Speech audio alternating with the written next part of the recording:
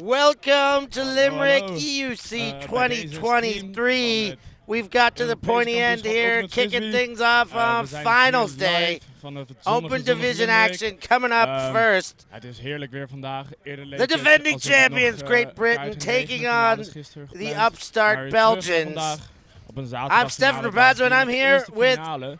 the hometown open hero, finale. Lorcan Murray. Ik ben Johan Lorcan, van der Woude. We're going Ik to ga crack het it on our vandaag hands doen. today. Let's talk about We this hebben one. hier een You're hele talking goede about the wedstrijd tussen defending Groot-Brittannië champions. en It's België. not simply that. I mean, this is a we gaan British natuurlijk een empire, or at the spektakel very least krijgen. empirical, by which I mean it is a matter of fact that Great Britain will be in European finals. 2019 in Győr, Hungary, 2015 in Copenhagen, Denmark, 2007 in Southampton, UK, and 2003 in Fatenay-le-Comte. What ties all of these events together? I can only take a België, guess at this stage, Lorcan, bij but I'm not going to go Jonkers, there. Keep filling us in. Great British gold in the Aaron van der final Wegen. of the Open Division. In fact, the one Groot-Brittannië, European final they didn't win waarvan gold in, they won oude silver in grootmachten when they Justin lost to Ford, Sweden in Ben 2011. An Abrams. institution in every sense of the word, but they're going up against a team that, quite frankly, could be institutionalized in terms of how they are crazy about playing at the highest level, about fighting with everything they have, being a little bit unorthodox, being a little bit laissez-faire with possession. And it is a tantalizing prospect indeed, Steph. Yeah, this Belgian team, I call them upstarts from the top.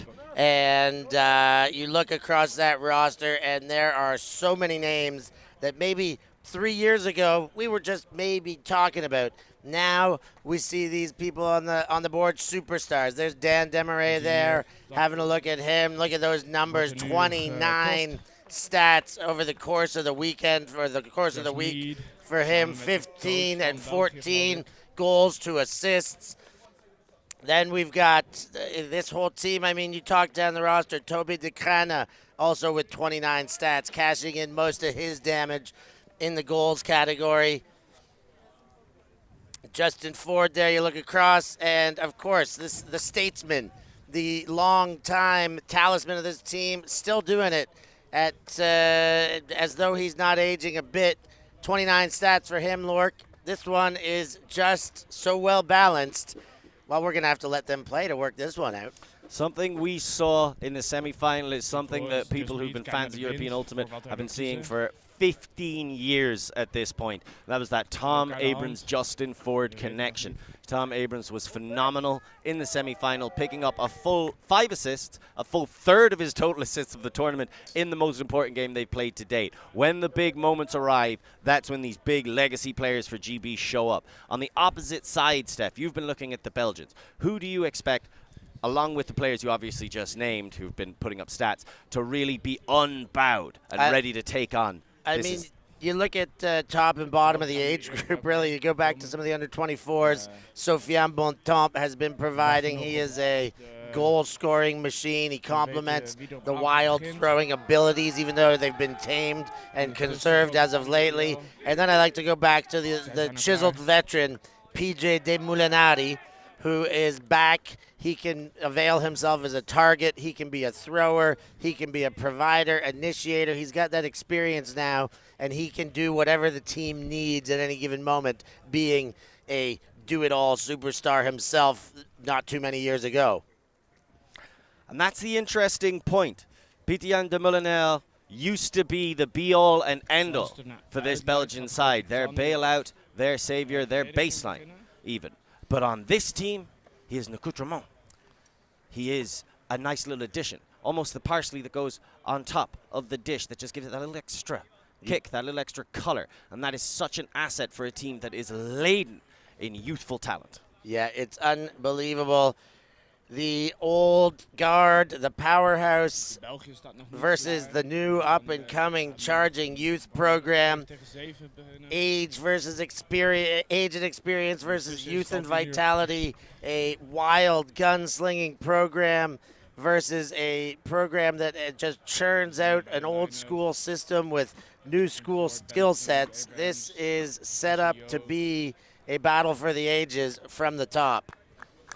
You really touched on it there, Steph. It's not like Great Britain are locked in the past. They are always in the present, controlling what they can control. So yes, they have a certain rigidity, but I believe the Belgians will find it is a lot more flexible than the German approach. They can bring in those throws that are a little bit more inventive. They're not afraid of some scoobers. They're not afraid of going over the top. What they do is they take 90+% opportunities, and for anybody facing them, that is something to be afraid of. Most definitely. You talk about their path to get here. We won't go the whole way back. We know you've been following the tournament, but through their semis, the Italians got to go through, or GB went through the Italians. There's the whole path there, but Lorcan's got it up. But Italy knocked, or GB, knocked out Switzerland in what was a rematch, 15-8. Then they moved on, played Italy, which was a rematch again, beat them in a very close game, even though 4-point margin. That semifinal was very good, and GB had to come together to get there. You go to the other side of the bracket, of course. Let's talk about those Belgians, Lork. They had a convincing matchup against Spain, 15-8 in their quarterfinal as well. And then against Germany, who seemed like they kind of had the edge on them earlier in the season, able to lock up a big win in the one time Germany showed up to a tournament at London Invite. And it just seemed like they had that experience, but the Belgians did their homework. They combined that youthful exuberance, that powerful impudence with a really well-studied approach. And a big credit for that has to go to Pierre-Alain, their coach. They knew exactly what the Germans wanted to do. They were able to predict, able to read the gaps, get into the spaces, flash lanes at the right time, and not give up too much. You're going to have to expect a lot of courage from both these teams in order to dislodge possession. The Belgians have shown that they are more than just the highlight plays. They've got the groundwork ready too. Yeah, this you touch on all things there once again, but the coaching battle here, another one to watch. PA, as he's called for the Belgians, has just been on a hot streak, peeling himself away from the playing position and onto the bench as the bench boss, and has had nothing but success taming this group of wild stallions, whereas Tom, coach of GB, has been doing a bit of taming himself, coaching a team that has often been self-administrated, self-captained, on-field coach captaining in the form of Clapham, the club team that makes up the base of this. Now taking on a coach, there's the buy-in there, there's new systems and a little bit of alleviation from the players having to call lines and, pick new strategies and tactics in the middle of these tense games. It just alleviates some of the pressure from these, top-end players who, even though they're used to doing that year after year, it is most certainly a little luxury, a blessing to have somebody you trust who can make those calls in the big moments. It just allows you to step outside of the game in a way that can be detrimental to your progress. It's such a difficult field to hoe when you're trying to pay attention to all of the external factors, trying to pay attention to the different things that are happening on the pitch and the things that are happening within your team and for individual players, while also trying to keep yourself focused. It's two very different tasks, and to have somebody who can be on the outside, doesn't have to be running around, doesn't have to feel the same form of adrenaline. I'm sure the coaches, in my experience anyway, feel plenty of adrenaline themselves. Oh, yes.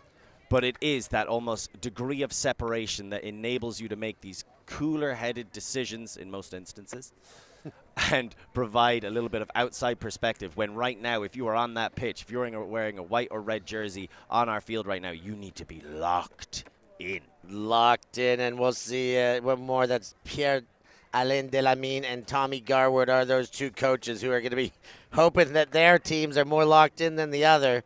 There's another look at Toby de Crane, another performance. We talked a little bit about him off the top as well, being a big stat getter. Break those ones down again for us, Lord. Big in the air, but something that PA revealed to us last night when he joined us on Limerick's Late Night Live from 55, which you can go back and watch the whole week's run of episodes. There's a little look at our TD, Liam Grant.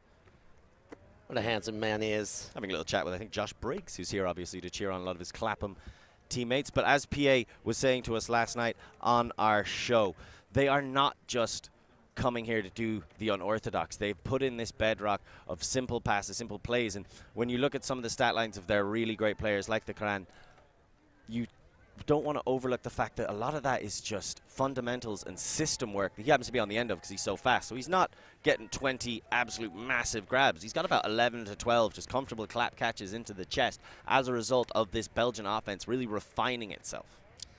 Yet he is at the ripe age of 20 years old, Toby de Crane. When you think of it that way, the potential is just oozing, overflowing.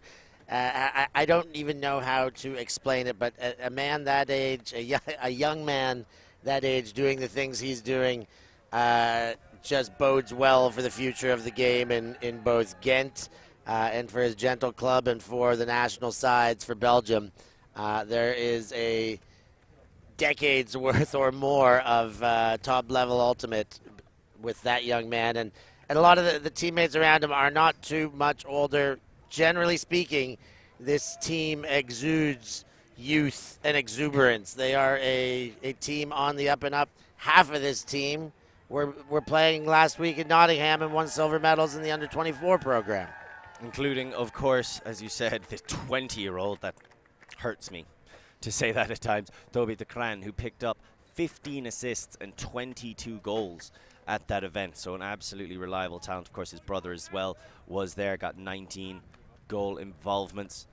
A few other players were represented. I think Soufiane Bontemps reached a new level of his gameplay in Nottingham, and that is something that we've seen him carry through into this role. He isn't as vital on this Belgian Open team. He's still very important, but he's not as essential to everything they do. So all of a sudden he just becomes this fantastic asset and an additional player you have to think about while you're still targeting the more established Yonkers, the Crane, PJ, de Moulinaire.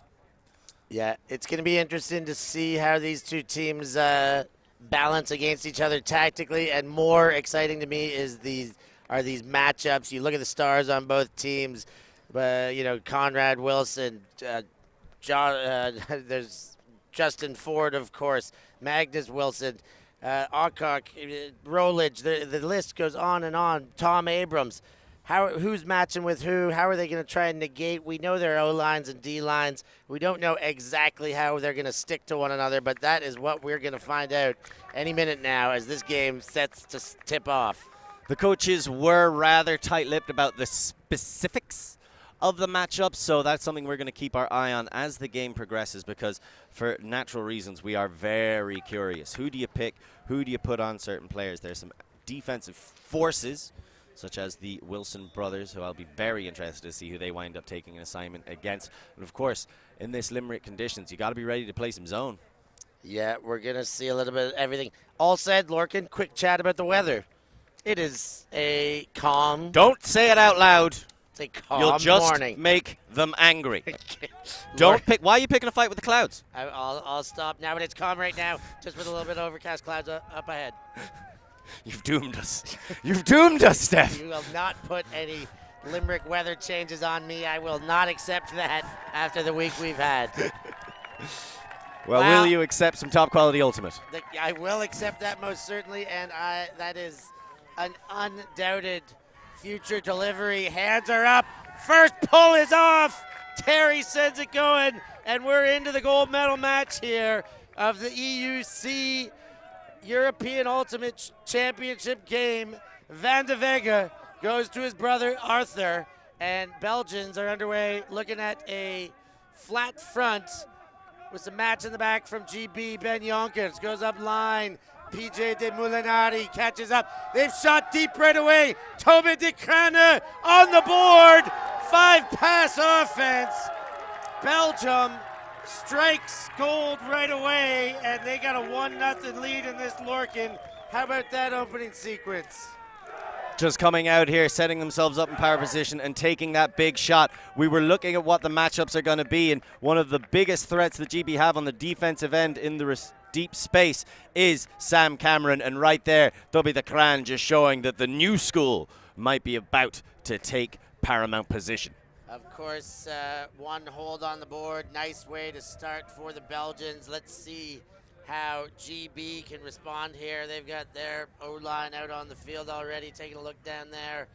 No major surprises. Meade, Ford, Yo, Cartwright, Long, Abrams, and Rolich set to receive for GB. Let's see if they can do it just as neat as their counterparts. A great opening thus far for the Belgians. All those players, stalwarts of the offensive line, except to a lesser extent Will Rolich, who has made the transition this season and has been fantastic in his new role. Here's the pull from the Belgians. That lands, rolls in the end zone and picked up by Long. Meade goes across the end zone, and now Abrams gets a touch. There was a deep by Cartwright, but no throw delivered. Now Meade gets a look. The choo-choo train of the Belgian sideline firing up for the defensive pressure. Speaking of it, Vandenbroek comes onto the hip of Ford. Ford maintains possession. The up line comes from Meade. Meade has a look. Abrams was deep, but no throw to him. Now to Ford. Near sideline. Cartwright back to Ford. Ford sees Long. Playing in the backfield. GB for 3 throws. Rolich comes under. The throw too far in front by Long. And a break chance for Belgium. I like that the Belgians came straight out and matched defense. To be fair, so did GB with those little flashes that they aimed for, but we saw Italy get their best success by taking that physical approach. Dan the man Demarais winds up, puts a big floater up and gives it right back to GB. Cartwright and Rolich go back and forth, and again, Cartwright with the disc. Now about 7 meters out, Meade comes back. James Meade looks upfield. And we've got a call, I believe, between Ochinsky and Abrams. A pick in the end zone. Justin Ford. The look upfield goes back to Meade, straight to Ford. And Ford fills in to Meade again. Ford now. Look at that end zone. Breaks inside Long, all alone. There's Cartwright. And GB do it dirty, but they hold on their first effort too. And it's 1 apiece in the early stages. Took a little bit longer than they would have intended. Perhaps a circuitous route here in the early morning. But I like the hard running by both teams. That was an errant throw, but they got it back almost immediately. That shut down offense or defense by GB's O-line is something that is feared across Europe and pretty well known on the international scene outside of our continent as well. Dan had no other options, Demarais, to just loft that up and hope for the best, and Will Rowlett showing off his defensive experience. And here, I mean, just fundamentals in their purest form. It's the dump swing 2-5 stack when you're in the red zone. Yeah, one handy break by Justin really blew it open, I think. It's still part of the fundamental skill set of end zone O, and the rest got very easy. Dan Demarais a little bit stuck there. I mean, not sure how high in the stall count that was. It was a throw I was not expecting to see. Obviously a miscommunication, but any which way you slice it, he threw that into some tight coverage as Conrad Wilson rolls out a pull, and the Belgians will start at on the sideline at about the brick mark. Dan Demarais. Demarais goes inside. Ooh, Tavalis there, but it gets knocked down. It's over his head now. A break chance the other way. Conrad Wilson fills in. That's Cartwright. Oh, and he goes back to Bignall. Mark Bignall. The Reading stalwart now goes to Conrad Wilson. Wilson shoots deep. Ragg is there and all alone. Can he stay in? No, he cannot. Shot out the back of the end zone. Another chance for Belgium to hold. So very unusual to see Conrad Wilson miss on that shot to the back corner. He's one of the best throwers on this GB team and a real driver for their D-line offense. So the Belgians get another look at it and are spared their blushes for now. Interesting set by the Belgians into a horizontal with Demarais kind of hanging in some wide, isolated space. Toby de Craan comes under and finds PJ de Molinari. Van de Weg. He puts it deep. Demarais on the chase. That looks like it's going to work. Not quite in yet. Demarais isolates. De Craan is there. Airplane arms are out. And Belgium puts one on the board, and that's a dirty hold. A little bit of showboating to when you're making it 2-1 is exactly the kind of Belgians we need to see in this game, because that shows they've still got that mentality that got them into this conversation in the first place. They bring themselves, they've gained a lot in the past few years as they've developed. What is crucial to that development is they haven't lost a sense of who they are. As we have another look at the turnovers. And then the setup here. That's the Van de Vega throw, and you see Demarais on the reception. And as you see the stats on there, he's going to get credit for that assist. And there's Toby in the air playing arms out again. Something I think that's interesting to notice is that GB come out and match defense both times, but swapping assignments on those two leading players for the Belgians. Demarais, he was initially being marked by Joel Terry, but on that point, Roger Williams gets the assignment. A little bit of a youth versus youth battle. And then, of course, Sam Cam was going up against Toby on the previous point, but this time around it was Declan Cartwright. What a pull for Belgium as Ben Funk starts at the very back of his end zone, now to Abrams. Abrams goes inside and has Mead. James Mead with a high stall count goes to Abrams. GB looking a little bit flustered, but they do get one across to Justin Ford. Ford goes back to Mead, and they're still playing in their end zone. Patient enough. Varikin there was ready to pounce should that throw have gone to Ford. Ollie Gordon comes under. And there's a stoppage after Gordon goes to ground. You see the Belgians doing everything they can to exert pressure on GB, but we saw the Italians do the same, and a 41 pass flawless hold is what GB got as a result. Yeah, they can definitely withstand this kind of pressure. They have been built for this. East comes under and gets one from Ford, and I think they are just about out of their end zone now. Robbie Haynes goes up and takes one, swinging it to the far side, and now they are officially out of that end zone. James Mead looks upfield, waiting for options. Ford goes up line. There's the bid by Varikin, but Ford maintains possession with the catch. Now Mead again. Wide, Abrams is there. Defense coming, but not quick enough was Zvats. Abrams to Mead. Mead goes to Funk. Funk keeps the toe down and pops one over to Haynes. His possession building. Abrams calls the timeout. Belgium celebrate that. They know they've got them stifled at least this far into that possession. So you can see that GB offensive structure again. It's a side stack trying to open up the far side of the field from where our cameras are, setting up single isolation cuts. Once they cycle through that once or twice, they generally have someone who's about third in the stack sweep back under on what is the break side as they try to get that isolation onto the open side. And right now, the Belgians clearly, another example of them doing their homework as they are staying, and hitting the gym as well, as they are staying on the hips of all the GB players. And understandably, Abrams is saying, it's like, I'm looking downfield, the deep cut timing is currently off, but I wouldn't say that's down to GB having mismatched timing this morning. That's down to the Belgians doing a fantastic job of limiting their options. Yeah, the Belgian defense right now putting on all that pressure, as you say, Lorcan. A first series, a first sequence that we expected, really. A couple holds, one clean, one dirty, and then a grinder on this third effort. We're going to take a break.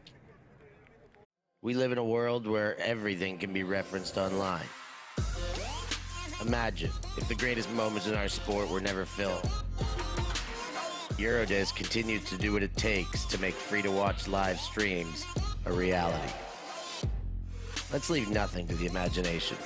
We'll consume the action live, and we'll support those that help to make it happen. If it wasn't streamed, it didn't happen. Eurodisc. What a grab! Oh my, somehow they do it! We are a group of ultimate players, coaches and video enthusiasts. We've worked with the major federations and the greatest events. We're on a mission to make Ultimate huge. We want our videos and live streams to be free to watch. We want to make stories that not only reach you, but also reach people outside the Ultimate community. Like and subscribe, ULTI.TV, the best in the world. Become a member and fund fund our work to cover more events in the future and to bring more stories and live coverage to the eyes of the Ultimate world and beyond.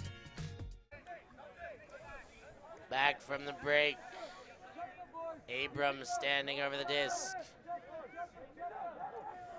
And it's Svats on the mark as Abrams goes side to side and finds Mead. Let's see if GB can get things going coming out of a static set. Abrams inside to Mead. The Belgian D-line starts chugging like a choo-choo train. Mead chucks deep, and Lander de Cran pops into the sky for the block. Toby was shouting out his brother on our show earlier in the week, saying sometimes people overlook him, and that's why you can't. D-line with a chance to break. There's the very first under. It comes to Derek. Derek looking upfield. Goes to Variken. Now back to Derek. Derek goes inside. There's the block getter. Lander, de Cran with a touch. De Cran looking upfield, goes to Varick, gets a nice step forward. Variken, and a stoppage on the play as Variken about 12, 15 meters out from the goal. It's a little tense, isn't it, Steph? You can cut it with a knife. There's tension. He finds Derek just in front of the end zone. Now wide into the swing space. Gordon bids, but not before Svats. And that's a break for the Belgians. They strike first blood. Talk about throwing your receivers open. Right there, it looked like Zvorts was thrown a bone and barely able to get his hands around it in the end. What an incredible, incredible reaction grab by him. He felt the pressure of Gordon coming on his back. He recognized the disc was meant for him about half a second to even a full second after it was released, and he was able to chase it down. Amazing, amazing play by Zvorts. Just look at that. My God. That is incredible stuff. Ollie Gordon, a mountain of a man trying to come from over top there. I'll have another look and another and another and a sister and a brother on that one. Goodness gracious, Svats. I have to assume that Riek and Svats made eye contact or something. There's no way he just threw that unless they're telepathic, which they might be the way these Belgians are able to work together so efficiently. This blind trust convincing Lorcan into telepathy, but the Belgians doing everything that well that the conviction bought into. Well, it's either telepathy or witchcraft. So, which one's more real? I'm not too sure. Mead receives and goes to Hillman. Rowledge sets off at a pace, and now Mead goes to Long. Long winds up. Descan closes the door on the defensive mark, and Yo now in the dump space. Hillman loses his footing trying to come around. Ford with the disc, far sideline. Up line to Hillman, great throw by Ford. Now Hillman finds Rollage. Rollage looking to goal now. Now to center and back upfield. Ford gets the disc on the inbound. Ford inside, finds Long. Fakes the flick and then goes into the center to Rollage. Rollage has Hillman, and GB pulled after being broke the last time. Seemingly looking off a couple of viable deep shots, but knowing they want to get the clean hold, they want to work their way down there, and a better option will become available. Lovely little finish from Rollage to Hillman, but I think the entire offensive strategy was really espoused when Mead made two separate cuts in the dump space, and Ford looked off the first one, let him know again, I still don't want it, with a fake turn, and then was able to just get the really nice backhand break across to Alexis Long, but it was all by design. It wasn't out of desperation. No, that was exactly that. The GB there looked like they did steady the ship They had a good chat about this, you know, maybe just a couple stern words, a couple reminders on the line. And they looked very confident coming down the second time. So definitely not rattled about being broken in the early sequence. They're prepared for this. This is a team that's been to these big games, well, as Lorcan said off the top, time and time and time again. They've been in every final. They've won 4 out of 5 of them. Yeah, that's, we spoke about the mixed team dominance, but we don't want to overlook just how incredible the GB Open team is. And several of these players have been on at least 2 of those iterations. Yeah, this is a team of champions that know how to get the job done. Although we do see Morel, Williams, Alcock, some young players as well looking to come out and make their statements. Let's see how they go. Ben Jonkers goes to Aaron van de Vega. Jonkers. Wide and across field to Van de Vega.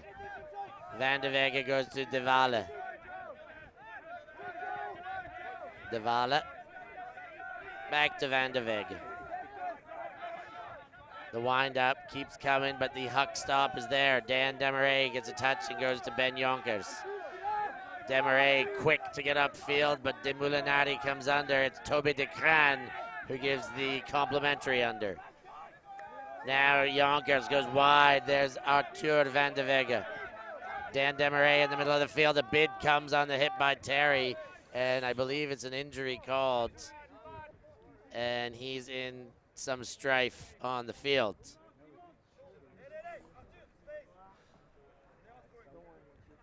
Unfortunately, these kinds of things do happen in sport as we look at a real leader emotionally for this GB team. Ben Hall, another look at that bid and how close Terry came. Terry, one of the 2 people who's getting that Dan Demarais matchup so far. They also have Rodri Williams. GB seem to be rotating through assignments to try and limit the effectiveness of these talismans. We've seen Jonkers be marked by Hillman, who actually made the transition over to the O-line on the previous point following the break to help them get that score. Yep. But in the first point was picking up that assignment, and in a matchup that I absolutely adore. Nathan Ragg is currently taking the Jonkers assignment. And Nathan Ragg, I've said it a lot of times about him, but should we just say he is a threat when he is on your hip. Yeah, a bit of a bulldog kind of defender there. The peroxide demon, as I believe Lorcan did give him that tag to hang with, but Ragg does get it done regardless of the hairstyle. Terry back on his feet there. We'll keep an eye on him, see if he's going to be able to be back, but by the looks of things, that may be the end of his campaign. Glad to have Lorcan looking in on all of these matchups. He'll keep us up to date as this game goes who's on who, as these assignments and these matchups are a tasty part of how this game falls into details. Well, they're playing match defense, which I love, and then obviously there's the little bit of help, there's the switches if they become available, but it's been quite an honest match defense so far in this game, which just shows the respect and also the hunger these two teams have. Here comes De Valle. Van de Vega in the backfield. Wide and around Dan Demarais. Demarais goes back to Van de Vega. Now Van de Vega gets De Valle. Alcock was cooking, looking for a chance to pounce. And good coverage there. And wow, it just gets off to Van de Vega. The young man, Ethan Morel, was chomping. Now Toby de Craan, he puts it deep. It's up and floaty. Wilson versus De Moulinari, and Magnus Wilson steps in front and takes it away. Spitting in the eye of the devil. If you are not a fan of Belgium, I should say. That's like going toe-to-toe with a legend and coming out on top. They're going to need to win matchups like that. You understand the trust ball thrown down there to De Moulinari, but incredible play. Look at the read, the extension. Absolutely stellar stuff by Magnus Wilson, and a big turn. Trust ball, you say, but I think De Craan would have had a better chance with a faster leading forehand there and get it out in front. You got to trust that big receiver, but had a big defender on him too. Here comes GB playing out of their own end. Nathan Ragg has the around there. That's Warnock. Warnock cuts inside and has Morel. Morel now to Alcock, right back in the hands of Morel, winds up. He's put a big one, Rag's there, Yonkers trying to catch up. Rag got there first. He's called a foul. You sound dubious, Stefan. I thought Rag was in front and dropped the disc and Yonkers was catching up. But let's have a look at the replay. I think that's a tough foul to convince me of. Yeah, generally when someone fouls you, they touch you. Yeah, there's very little evident contact there. Of course, we are not on the pitch. We are not, and that's for them to decide, of course. But when you look at that in instant replay, the contact there, I mean, I'm not seeing it from this angle. It's up to them to decide. No, it almost looks like Yonkers, as he goes up for it, comes down and kind of swipes against Rag. Maybe he does make contact with that arm as Rag's reaching up. Because if you look, Rag's reading it all the way. The flight of the disc doesn't really change, but all of a sudden, rather than being at where his hand is, it hits him in the wrist. And that just kind of... They're talking about their feet getting tangled up is what we're told the conversation is on the field. I'm not sure if these...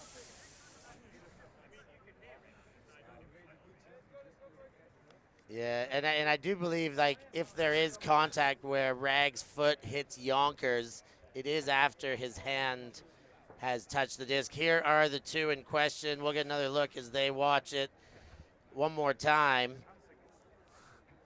Here is the play in question as Rag and Yonkers take a look.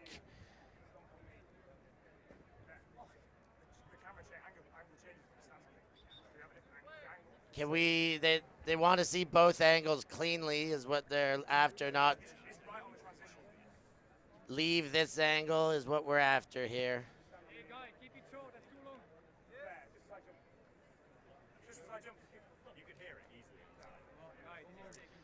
Okay, they've got to come to a resolution now. They've had a chance to look. It needs to be decided. That makes a lot of sense. And I think these are the kind of instances where you have to do what it says in the rules. And there's just going to be a contest, and it's going to go back, which is the fairest instance. And it's going to go back to Morel, who was put into that power position by Alcock. And we know Morel has got those leading pass flicks for days. So he is a danger whenever he rushes up, gets the disc back without a mark. He can just sit down into it. He threw him all over Nottingham and was a key driver of the GB under-24 side.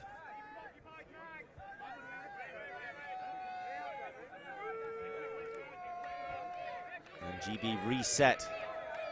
Sideline stack. Back into play. Ethan Morel to Alcock. Right in the numbers there. Now Warnock. Warnock backhand upfield. Rag gets the feet down. This is for a break if they can get there. Sam Cameron goes to Magnus Wilson, the block getter that started this one off. Now big around to Sam Cameron. Waiting for development, goes wide. Warnock catches up to the pass. Warnock, little bump on the mark, and Aaron Van de Vega accepts that foul. Yeah, you might be able to hear from the sideline Conrad Wilson also recognizing that there is a poach in the form of Dan Murray coming off to try and stop the up the line to the front corner. So he'll need to recover from there. GB keeping their eyes open. Rag had Morel but couldn't get the throw there on the inside. Now the underneath comes. Williams gets it again. Rodri Williams, the youngster, to Ethan Morel. Morel looks back to center. And as Sam Cameron gone in the middle, Ethan Morel again. Now Warnock, Morel on the doorstep. Looked to pop over to Wilson, but didn't like the line. Now back goes to Sam Cameron. Cameron, Morel. Morel looking at that end zone. Rag on the doorstep. Warnock fighting but can't get through Yonkers. Now big around to Wilson. Magnus Wilson looks to end zone. PJ Molinari gets the big finger on it for the hand block. And you can see how much that meant to him. He wanted to get that D back on Wilson all point long. And Belgium walk over the disc, immediately take a timeout. And they're going to talk about this one, catch their breath before they start coming the other way. So we're going to have another look. There you could see that block. Peter Jan de Molenaar slamming the door shut in Wilson's face, knocking that disc away, and the Belgians get it back. I thought Morel was doing a fantastic job of quick give-go plays, and they were destined to score and get their break, but unable to convert. Now that the Belgians get the disc back and retain their 3-2 lead. We're going to go to a break with them. We'll be right back after these wonderful words. Yes, he will.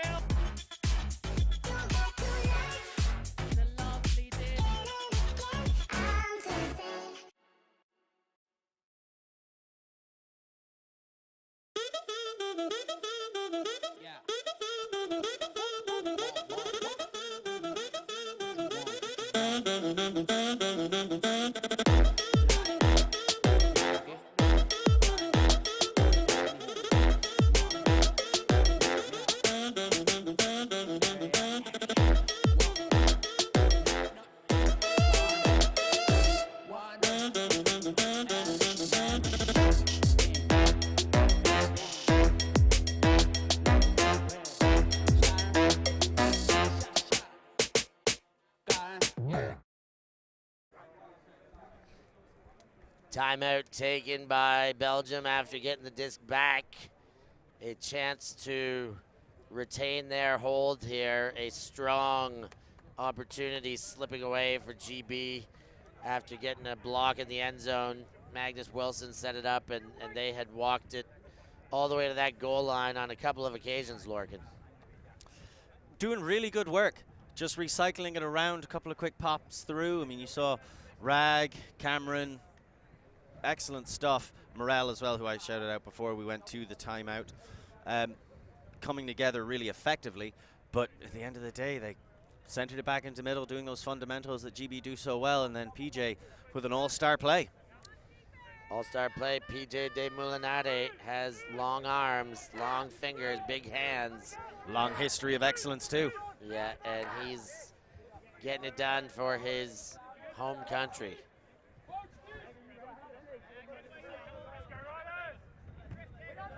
Here comes Van de Vega to his brother, Arthur Van de Vega. And now Dan Demarais. Demarais shakes around, he goes super wide to Yonkers. Rag was charging, but then overshot. Yonkers to Van de Vega. Oh, Demarais gets going. Oh, and Rag with the hero maker layout block attempt on the mark. PJ de Molinade goes to Arthur Van de Vega. Now de Molinade. One more time on the up line. Inside gets to Demarais. Diwali's off and running, but de Molinade takes it. Now Diwali. Belgium retain the hold. The timeout looks good on them that time. They keep the 2-point difference by cashing that one in. I adore the way Rag plays defense. I was wondering, why is he just hanging out on the break side and not really staying super tight to his man? His man is Yonkers. That's pretty important. But what he was doing is like, I'm pretty sure Demarais is about to send a huck and just sprinting across with that bid. But again, perfect evidence of this new style. I think the Belgians turned down one or two speculative deep shots because they trust that they're going to get the unders. They just quell that rising urge within themselves and are able to keep it professional, keep it simple, flow down the line, and get the goal. Look at de Molinade's stats already. 2 assists and a block this early in the game with only 4 points on the board for Belgium. He accounts for 2 of them and some of the help to get 1 of them. He's a vital player, and much like we saw Ford and Abrams do in the semi-final, in these big moments, that's when your biggest players shine. And de Molinade, he's really giving back to this team after he had a rough go over the pandemic years. He's back and in full force, as we see Mead look to go forward, and you hear again this Belgian sideline making some noise. Cartwright comes under. Now Ford. Ford looks back to center. He winds up, puts that one away, back in the holster.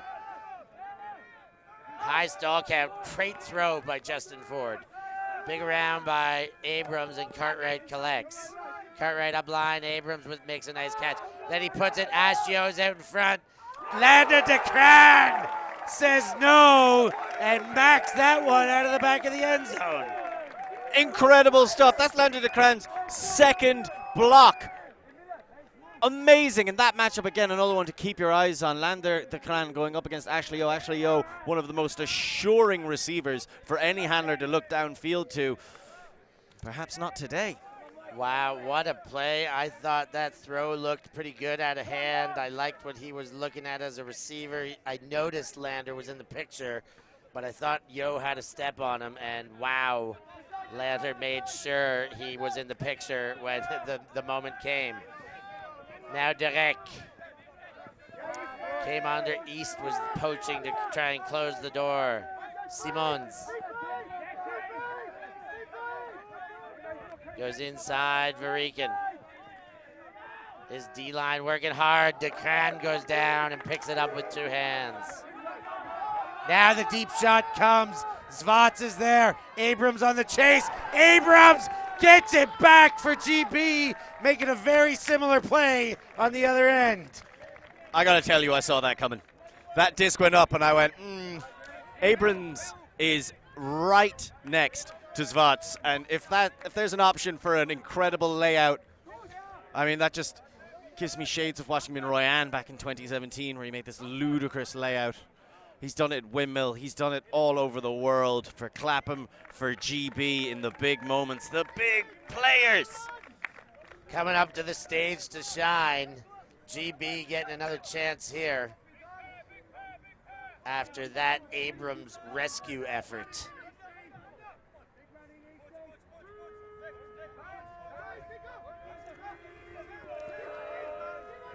James Mead goes to Ben Funk. Funk to Long. And Long winds up. Ford on the chase. Varikin out in front. Ford goes up early, but Varikin used that position well and denied the legend from getting a touch that time. And much like we see from GB, the Belgians not afraid to switch up their defensive assignments. Varikin in this instance, we saw earlier on, Van den Broek also trying to mark out Ford.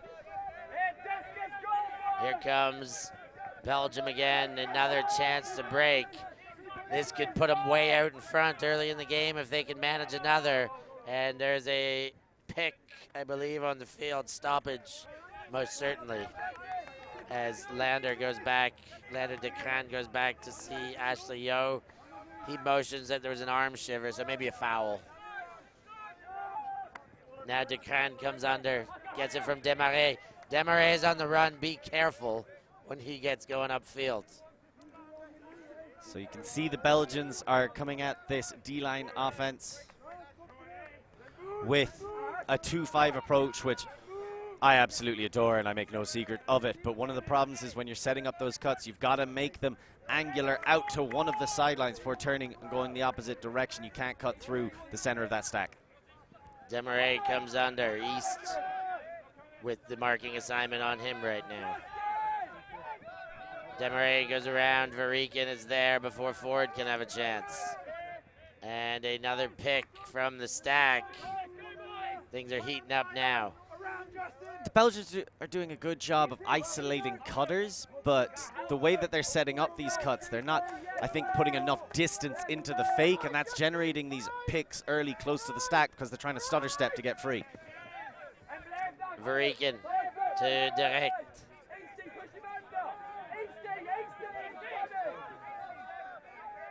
Now back into their own end zone. The Belgians get it out to Lander DeCran. De Crane goes up line, and there's Dan Demarais. Demarais takes another one up, chunks off 20 meters to Direct. Now the upliner, Demarais, one-handed up and high, and now very close to that attacking end zone. The break, they must be sensing it by now. Direct shoots, he scores. Lander de Crane breaks for the Belgians. And the broken book ends as the break train powers up and gets ready to leave the station. 5-2 to the Belgians early on. What a start for the Belgians there. Getting that second break is huge. 2 chances to hold. As we have a look at some of these highlights, there's Varikin stepping in front, but 2 chances to hold for the GBO line has got to be a small bit of concern for Coach Tommy Garwood in these early stages. Let's see what adjustments he makes. I don't want to undersell how impressive that throw was from Derek. As we have a look at Lander de Crane, 2 blocks in this game and a goal to go with it. But that throw from Derek, first off, cool hand Dan with the reach back grab on the far sideline. Then Derek does a fantastic job of selling his defender on the up the line fake, comes back around.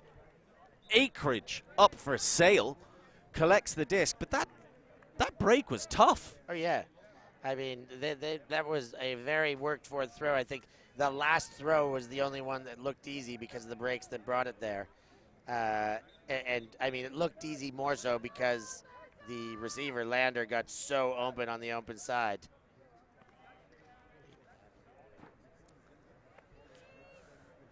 So you can see Emile Derek with his 2nd assist of the game. So we're always talking about the big players, the shout out names, but Belgium showing their depth. And that's Derek. If he's got 2 assists, those are 2 breakthrow assists. He's a D-liner, and that is huge. That is veteran right there by Abrams catching that pull. Yeah, no fear from him. Hillman goes back to long. Hillman gets it again, middle of the field in their own end zone. RGB trying to figure out this Belgian defensive unit. Rolich catches at the goal line and loses his footing. Now Abrams jinks up the line and gives to Hillman. Hillman goes across. Cartwright now near sideline, 10 meters out of their own end zone. Long goes to Robbie Haynes. And Haynes back to center. Hillman gets a touch. Clapp catches and turns back to Long. Ollie Gordon comes under, and GB are chipping away right now. Getting their dearly beloved meters towards that attacking end zone. Long to Hillman. Hillman goes wide, and Cartwright gets there. Demarais tight on. Rolich gets the gainer. 10 meters out now. Abrams look to break, but there's too much traffic. Now looking to the wide side. Nobody in the backfield. He goes hammer to the back. Gets Cartwright, and not the tidiest of scores, but a score nonetheless as Cartwright goes to ground. Again, we spoke about this when we were getting ready for the match earlier on. GB, certain players on GB anyway, not afraid to get a little bit spectacular, a little bit inventive with their throws as well. That stall count was getting high, but I still don't think that was a desperation throw. Rowledge was coming in to the under space, and that would have been the riskier throw, honestly, with Bontemps in the area. But he just noticed Cartwright completely unmarked. It's like, I have that hammer. That's fine. That's an open throw. At the elite level, that is an open throw. You have to be able to take it. Abrams doing just that. Getting it done. And in the elite level, and most certainly in the elite level on a day like today, on a beautiful still day. Surely when that when our cameras pan towards that end zone just scored, and you'll see those flags are barely blowing right now. Tom Cartwright there gets himself on the board with a nice stat. And a goal for GB. They're down by 2. It's 5-3. Belgium still in command. Those 2 braces, hold and then a break by the Belgians to go 3-1 and then 5-2 up. The deciding factor, Belgium did start on offense. Oh, my goodness. A bid there, missed the disc, and Yonkers took a piece on the leg there. He goes down, clutching the right leg.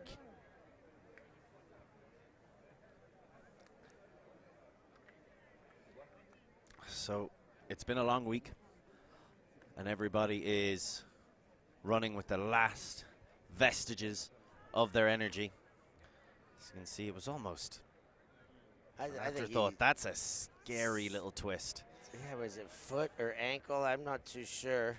Oh, I was scared it was. Seems to be just the inside. He has had some trouble. Yeah, with that maybe right leg. A knee there, knee to tibia. Not very clear, but in some strife. So we will hope for the best for Ben Yonkers, that he'll be able to, well, most certainly get back to his feet. We'll see how the rest of the game will go for him because of this.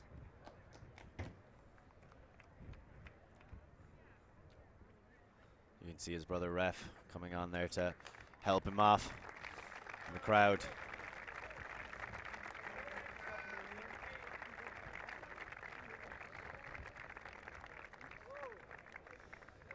So we'll be looking out for who's coming on to replace Yonkers on this line.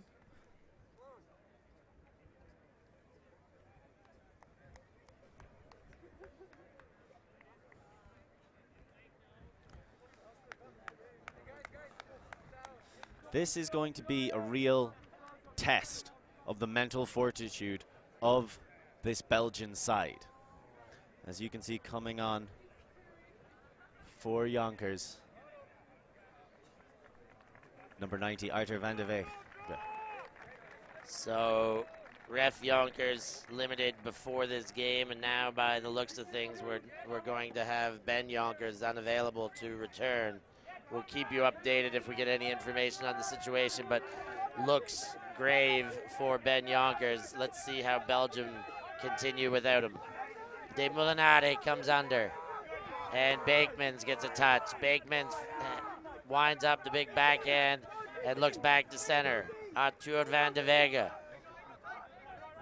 looked inside, faked the backhand, nice little pop to Demarais. Demarais goes to Beekmans. And Beekmans winds up. Now Dan Demarais. Demarais scoops over top. De Craan has time to adjust and receive. De Craan goes to Van de Veeg. And a series of cuts looked off until this one to Dan Demarais. The speedster finds separation from Cameron. Oh, and De Craan makes a great grab just in front of the midfield here. Dan Demarais. Demarais wide around. Defense coming, Modiano. But it's De Valle who hangs on. Now, Arthur van de Veeg can't hang on. Here's a chance for GB. Can they break back now? I think that shot was just a bit overcooked. And Van de Veeg reaching for it because he felt he had to get it in that split second, otherwise the opportunity would be gone. You want to talk about opportunities? Here comes Bignell with the disc and chance for GB to claw a break back. Big opportunity. Modiano with the disc. Oh, and I see Rag and Van de Veeg very physical against one another there. Rag putting the shoulder down. And now into the number 9 shirt of Declan Cartwright. And back to Wilson through Rag.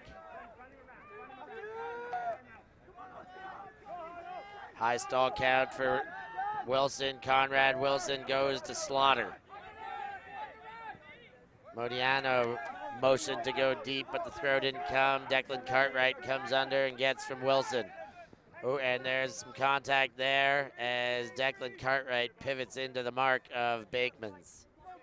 Immediately uncontested. And you can see Demarais, there's switching happening downfield by these Belgians as they're trying to limit the GB offense when they're moving into the open space. Cartwright goes to Wilson. Wilson winds up. Modiano. There's De Craan. There's Demarais. And there's too many red shirts for them to get away with that. Fantastic help defense by De Craan coming on and backing up Demarais, who I think was about to be beaten by Modiano. I'm not sure about that one. Looked out by my initial perspective. Lander de Cran agrees with you. Of course, a rush to the screens to see if we get a replay on this one. And here's what we've got. Again, if it's slow. Yeah, that foot is up. That's is it? out. Oh, it is. Foot is That up. is much closer than I thought it was. Yeah, much closer, but I agree. By the time it's in his hand, which is not yet, now, that foot is up and that is out of bounds. That was nigh on otherworldly by de Moulinaire. I thought he was gone, almost onto the next field over, but a matter of millimeters. Did everything possible to make it interesting, but that one is out of bounds.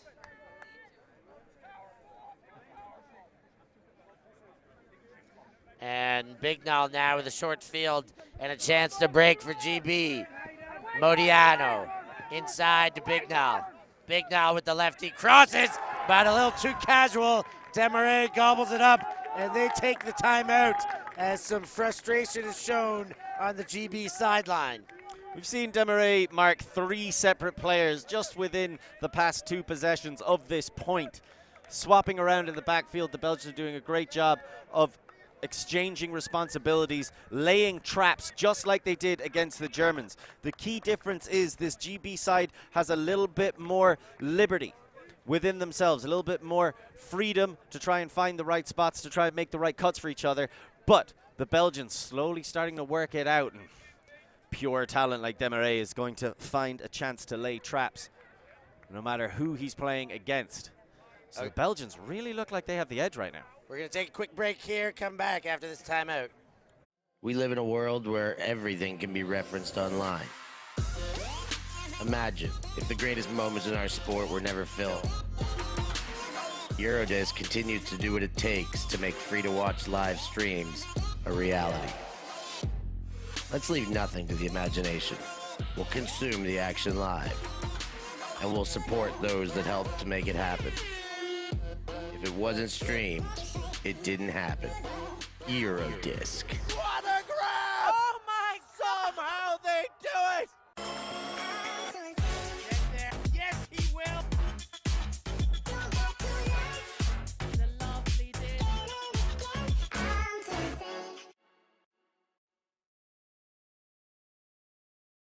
Search for Hive Ultimate on YouTube to learn about our cutting-edge strategies and to see analysis of world-class teams. To find out what Hive can do for your team, head over to our Patreon page where you can gain access to our exclusive drills and session plans and to join our worldwide community of coaches. Get ahead of the curve with Hive Ultimate.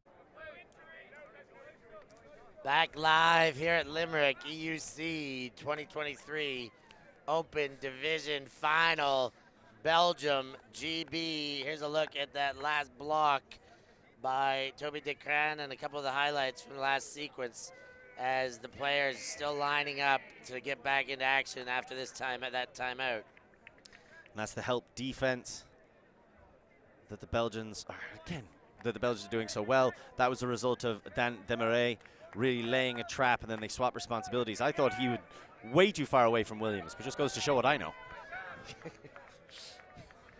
Desmarais puts things into play to Arthur van de Vega. Now to his brother Aaron. And Belgian, there's a pick called by Conrad Wilson. And then a little bit of disagreement between him and a couple of the other red-shirted Belgians in that stack as he looks to catch up to De Moulinaire. You'll notice GB trying to flash into the lane where they can, but Belgium so confident in each other, they're really quick to just find the poach, hit them, and force GB to tighten up and be more honest in their defensive structure, which is not something they've had to do too much of in the previous rounds. Trying to do it now against this phenomenal opposition, Van de Vega to his brother Arthur. And now De Valle runs out of room as that sideline came too quick for his liking. Inbounded to Modiano, now to Conrad Wilson. Wilson goes for a big chunk of yards. Slaughter. And the play is going back. So getting away with one to a certain extent there, GB. It has to go all the way to the other sideline, and the initiation throw, as you might have not been able to hear Robbie Haynes just going like, yes, he was out when he caught it, but it's going back like 4 passes. So back to Bignell.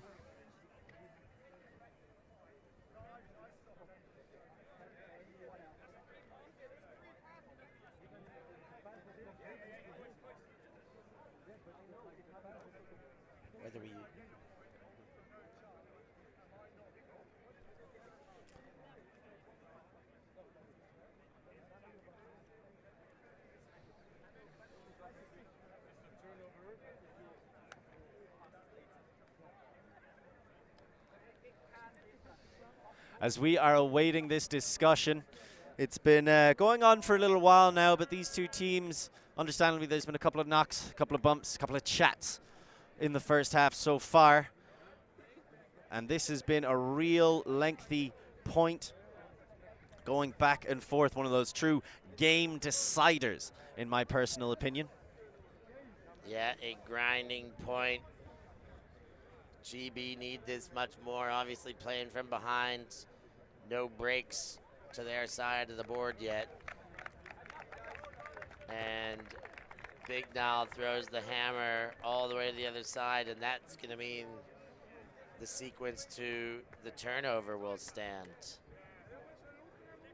That would explain the length of the discussion, and is also a wonderful demonstration of spirit. They're just trying to work out, did the initial call actually affect play, or should everything that happened afterwards still stand? They agree that it does, and they give the disc back. So it might feel sometimes there's a lot of stoppages, but with resolutions like that, that's what the sport's about. And Aaron van de Vega to his brother, Arthur van de Vega. Those two quarterbacking this Belgian O-line from the backfield all week long. De Molinari comes under as Wilson gave him a bit of space. Now Bakemans gets the cross. Van de Vega, it bounces off his hands. Conrad Wilson now with another break chance.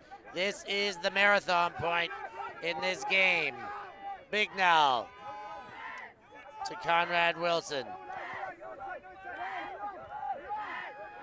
Conrad Wilson looks, gets Bignell again, and straight back to Wilson. Oh, he bobbled looking upfield before it was secured, but does manage to hang on. Then comes under Bignell again. Bignell goes wide, straight back to Wilson, and then moves it on there to Rodri Williams. Williams to Slaughter. Slaughter inside. Rag lays out to keep it alive. 2 meters out. Rag looks back to center and gets Wilson. Now Bignell. GB churning away. They need this one.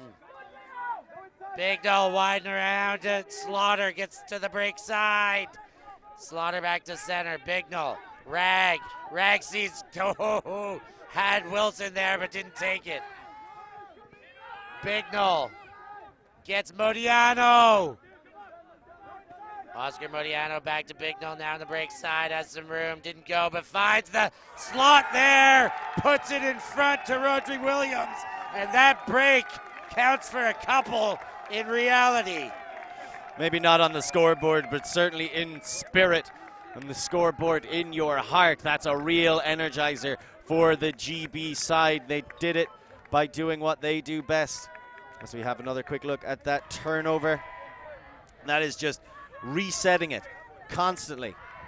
Wilson just about bobbling it. A little risky at times. You can watch this. I think this was the throw, yep, that Rag had to lay out for following Slaughter. There was another layout. Obviously, we'll see it right now with the score. So GB being pushed to their absolute limit, but that's where you find your best plays, and they're pulling them off right now. It was a scrappy-dappy-do D-line play, but they got it after 7 turnovers on the point, and that particular point lasted a rather long time. One interesting tidbit I'd also like to point out is that it seems that after Magnus Wilson was having that battle with De Molinari, got the D, De Molinari got the hand block, he's drawn in his younger brother, Conrad Wilson, to come on and take that assignment, working to great effect on that point. Yeah, the Wilson brothers switching assignments on De Molinare.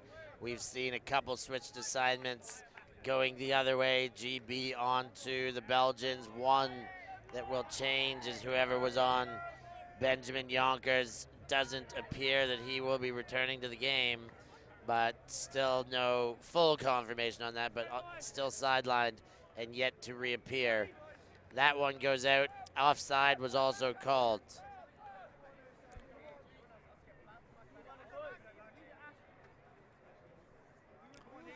I think that's the first break of the game.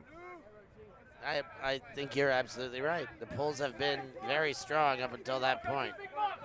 Mueller to Oczynski. Oczynski goes wide to Verikin. Verikin back to Van de Vega. Van de Vega. Nope. Got me on that one too. Devale to Oczynski. Aaron Van de Vega. Muller's come under, but he crossed all sorts in the stack, and I saw that pick happen.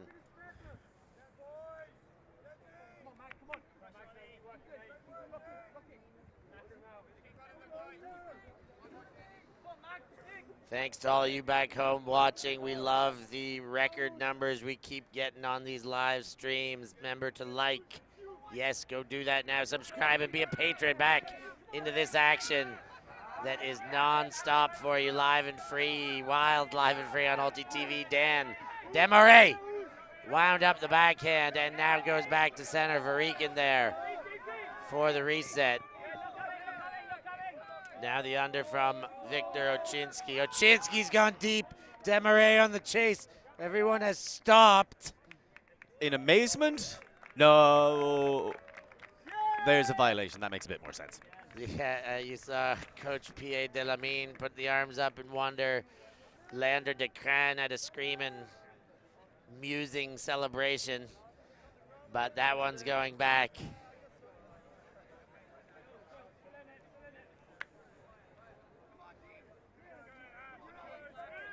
Back into the hands of Victor Oczynski, and now back into play.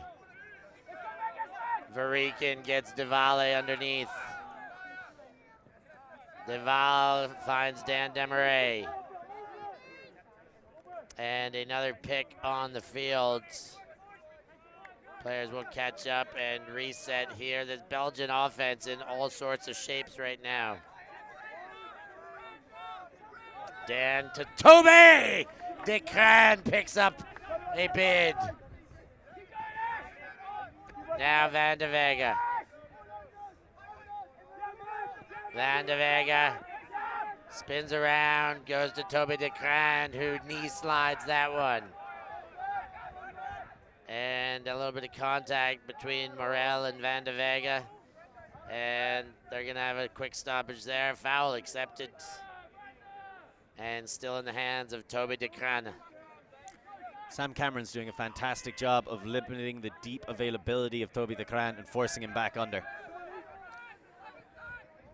Mueller, Belgium on the far sideline, about 8 to 10 meters out here. Wanted to go around, called the, no, that's a stall out.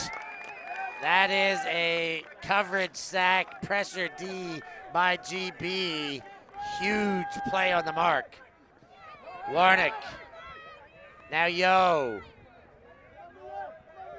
Yo goes to Warnick again. Oh, and a miscue by Warnick and Morel. Verikin picks up Demarais with Morel on his back. Calls the foul with a bit of frustration.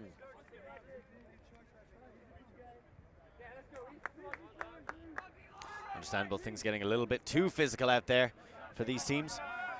Dan Demarais to Verikin, now to Van de Vega. And another violation, I believe, a false start.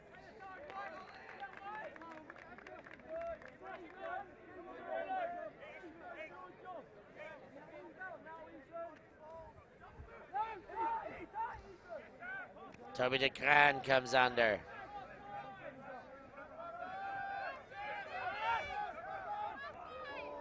Aaron Van de Vega. Looks to Dan Demarais. Demaré to Decana. He keeps the toes down, and that's the 6th goal on the board for Belgium. I was talking about the job Sam Cameron was doing of limiting Decana from going deep, really shutting down those options on the big balls. But again, it comes back to what we've been talking about with this new look Belgian side, playing those fundamentals, grinding out those unders. Decran was unperturbed. He kept working. He never stopped running. He had that fantastic layout grab to save possession. As you look again at the miscommunication that cost GB their opportunity for another break and to keep things rolling. But it's this ability to just keep recycling the disc on top of the incredible athleticism, on top of the non-stop work rate of these players that makes this Belgian side so lethal. It's, in case you were curious, we are currently in the 63rd minute, if my ability to detract 37 away from 100 can be trusted. And we did have timed half because this game has understandably gone on. Joel Terry, Benjamin Yonkers, I don't think either of them are going to be returning to this game. We wish them the absolute best. So what happened was after the 50-minute mark, it was effectively +1 onto the cap. We had that incredibly long point, which led it to being a half at 6, which is what we just saw. Half at 6, a big start for the Belgians. GB have been clawing their way back in. I mean, the fight very, very evident in this one.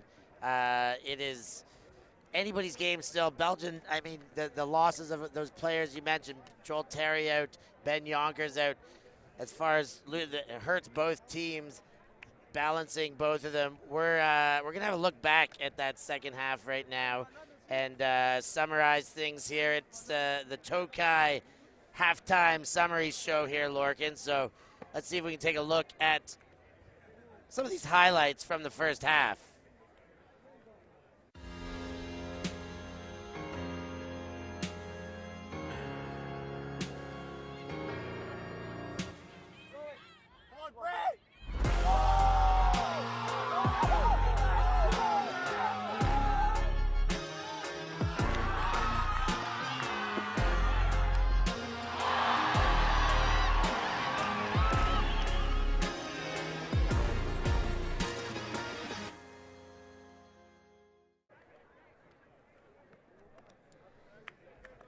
And we are back now, and we're going to give you that summary we promised just before the break. It is the TOKAY halftime summary.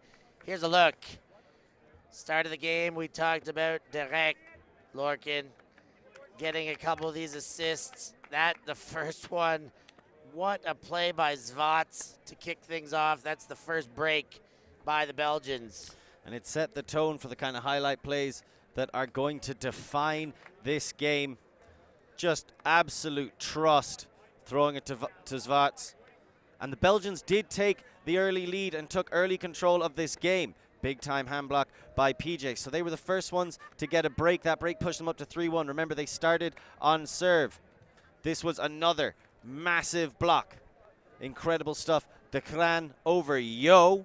I don't know how many people had that on their EUC Open Final bingo card, but they expected to go unticked if they're anything like me. And the Belgians would then push their advantage. We see the huge plays both sides. Both teams being incredible. Declan maybe feeling himself a little bit too much. It's a lovely shot, but when Abrams is in the area, he's still willing to get horizontal. He did actually have to come off after that play, showing you just how much sacrifice they're willing to make. Here's a great example of the help defense that the Belgians have been playing, not only just switching responsibilities and passing off assignments throughout the game on the GB players, but also looking for those deep shots, which GB have not been able to pull off with great effect at all. We saw a big block down on a shot from Mead earlier. We saw that one. We saw earlier blocks in this highlight show.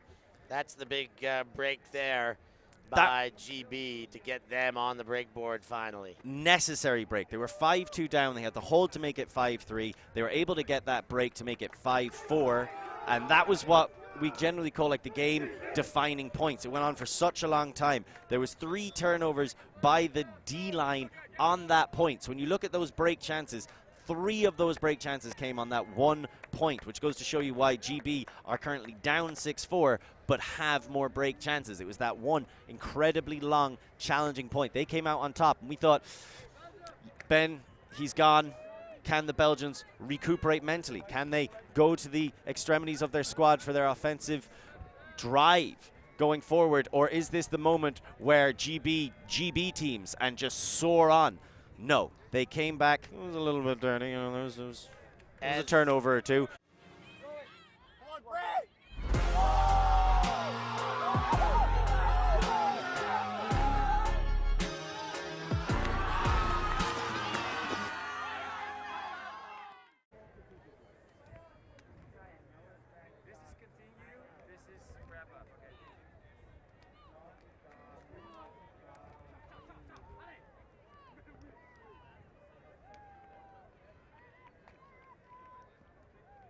So, back in action, just about. The good news we've heard is, well, what we've seen anyways, is that Ben Yonkers has taken back to the pitch. He was testing his leg out, trying a couple cuts, so we'll keep a keen eye on him and see if he's going to be able to return. But it looks like he wants to. He's back out there testing the leg. On the other side, Joel Terry confirmed is out and will not be back in this game, Lorcan.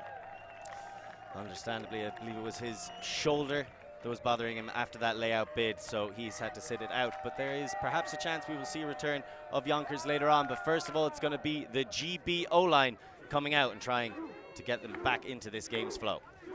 Mead with the disc, gets forward underneath that we haven't seen too much of in the last few points. Forward goes to Abrams, and this GBO line needs something. How's that? Abrams to Rollage, full field pitch. And that is a good way to start the second half if you're coming from behind in those white shirts. Abrams showing exactly what he brings to the table. He was so effective at it in the in the semi-final, I should say. Brilliant shots, and we didn't see too much of that working out for GB in the first half, as we mentioned in the TOKAY halftime show. But coming out as your first clean offensive hold with a brilliant shot all the way down the field, incredible stuff, and exactly what they needed to give them breathing room. Abrams proving his worth there, the veteran savvy he brings to a club like this. He did it getting a layout D back for his O-line in the first half, and he's doing it here, putting an assist on the board with what's probably a 60, 70-meter throw in the air. Here's a look at Will Rollage, the goal scorer, to add to his assist tally. The triple single, a goal, an assist, and a block. And that block came off the very first time the Belgians got a turn, and then they immediately gave it back thanks to an amazing GB O-line defense. So 6-5, Belgium still in the lead here, but GB putting a convincing hold to start the half as our second pull goes out of bounds.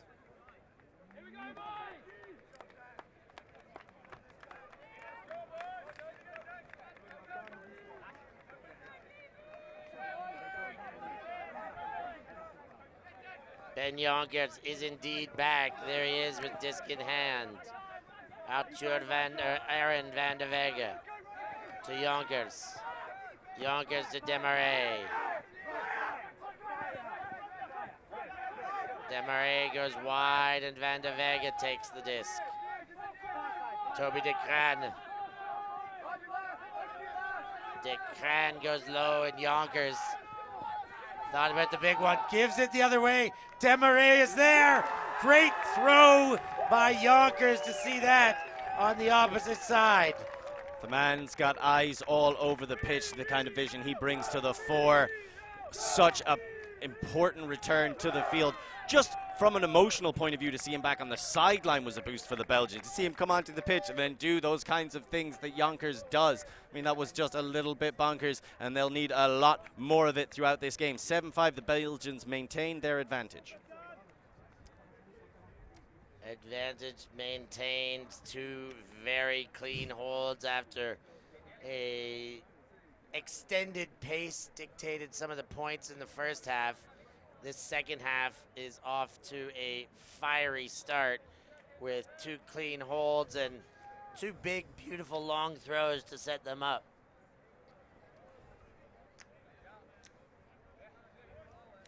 Dan Demarais has been, as I think everybody expected him to be, central to what the Belgians have been able to get going for them so far in this game. 7-5, so a much lower score than I think a lot of people would have imagined coming into it, but still quite a close one as GB collect and just catching those pulls with confidence. The Belgian defensive choo-choo train continues as long goes to Mead. Playing out of their own end, Robbie Haynes now. Oh my goodness! Mead can't hang on to that one, and Belgium has a break chance on the doorstep. Picked up now by Varikin. And we've got a violation. De Crane coming out of the stack just a bit too early.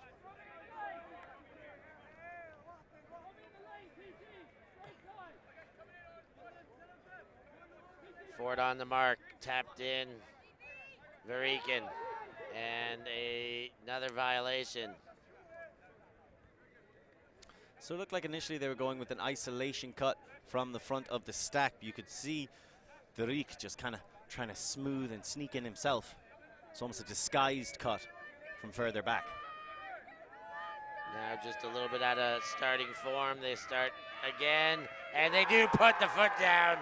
Derek puts the toe down and charges towards the disc and just shoveled past into the guts there. And Belgium up with another break on the board. 8-5, Lorcan. They're stretching and flexing. And looking awfully good doing it. And uncharacteristic, shall we say, turnover, but you have to take advantage of those opportunities. They will be few and far between. And right now, the distance getting a little bit farther between these two teams. Belgium with the break.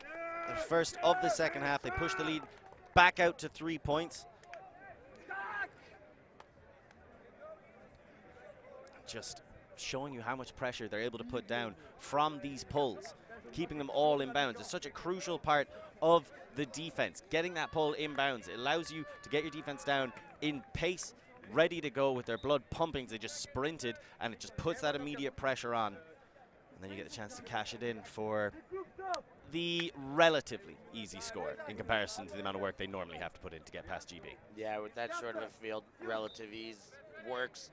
I mean, the pull is such a big part of the defense, and pull reception, again, one of the easily forgotten but very important part of your O is to be able to not only be in position to receive or to kill the pull, but also having a constantly reacting flank and first pass and stack moving. And there goes the shot. Rolich on the chase. Abrams hangs one up. De Crane on the second effort by Rolich. Oh no! Into the guts of Yo. And Yo says it was already a goal, and he hopes that's right, because if it's not, that drop will be a difficult one to swallow. Here's the sequence again. Abrams sends it deep. Here is the D. His feet were always down, so if they were on the other side of the line, that looks like it was a goal. But wow, did they get away with one there. A very close run affair. Excellent setup of the initiation deep cut. Abrams to Rolich, working out well for the Brits here in the second half. And that was a great effort by De Crane on the defensive side, but Rolich just staying active all the time, pivoting and able to get the grab. Honestly, I thought he was going to be straddling the line, and then his attempt to bury the disc in the stomach of Ashley O didn't exactly work out. But ultimately, great feat by Rolich, great awareness, gets the grab, makes it 6-8. But now we're entering the critical part of the game. We are in the final quarter. Belgium remain 3 breaks to the good. So let's see what kind of lineup GB put out and the matchups they're going for to try and dislodge possession off the Belgians, get a couple of scores back on the board. I mean, GB's already, the depth in their line, they've got a strong team, but they're already at a phase where they got to start all-star lining and universe point lining, getting all-stars out there as frequently as possible. D-line, O-line, every sense is urgency. You see on the clock 23 minutes, but they're chasing 2 breaks. And they're going to need all of those 22 minutes to get them, I'd imagine. Ben Yonkers to Arthur Van de Vega. Van de Vega in front to Demarais. Ollie Gordon charging with a layout to try and take it away. Ben Yonkers now wide. Van de Vega, Arthur. Up to Tobé Decran. Decran. Inside to Yonkers after some good handler D by Hillman. De Molinari. Yonkers goes wide. Arthur Van de Vega goes to his brother Aaron. Good combination, of course, between those two. And a bump on the mark by Rag will slow things down just a touch. Van de Vega to Ben Yonkers. Yonkers looking to open things up with his fakes. Gets De Molinari. Wilson is charging. De Molinari to Van de Vega on the upline. And Belgium score again. 9-6. It's going to be tough to stop this bunch. A goal like that feels like a championship point in so many ways. I mean, we were talking to GB about how when they had that lengthy hold against the Italians, that included them throwing it around about 30 times in their own end zone. They scored that point to close out the half, and it felt like, yeah, they're going to win this semi-final in that moment, even though there was plenty of game left to go. That kind of offense by Belgium, taking so much pressure from GB, cycling the disc around. A couple of close run things to an extent, but in the end, looking rather comfortable making their way down the pitch. That's the kind of thing GB need to change up what they're doing. It's very still out here. It's actually quite a lovely day. Yeah.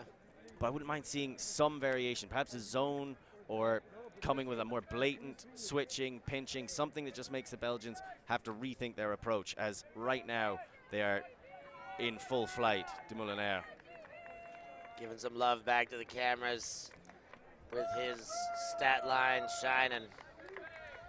3 assists and a block for De Molinari. And yeah, they say the punters, don't lose a game without trying a zone. It's tough in this still of conditions, but maybe like, you know, zone transition, chase, a little bit of a chase, leave a zone on for 2 or 3 or for 20 meters or till midfield. They gotta change it up, do GB a little bit. I mean, they are putting pressure. They are getting turns, but they've been getting less in this second half. Seems like based off, this is the first break, I believe, the Belgium have thrown. They're coming out with the zone themselves. Well, somebody's listening. Mead. Inside to Rollage, now to Long. Long holds off on that one and then goes back to Rollage. Rollage goes for big. Abrams. And now Abrams has put it. And how did that get past Decran? That looked like a block was going to be eaten up. And it went right through Decran and into Yo, luckily for GB. That looked like the hand of destiny just came in and pushed that slightly under Decran's outstretched arm. As you look here, you know what Abrams going for. As soon as he threw that, I guarantee you the thought in his head was, oh, that's not going to make it past Decran. But there you go. So another long-standing connection for Clapham. Working out like, oh, that's a tough one. That is a tough one. He was there. Everything but the block.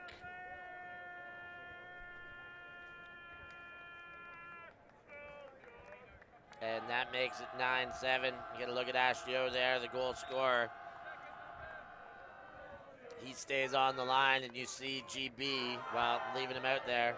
Abrams also on that line. Pardon me, Abrams is not. Still out there just captaining and being a voice of reason for the line, though.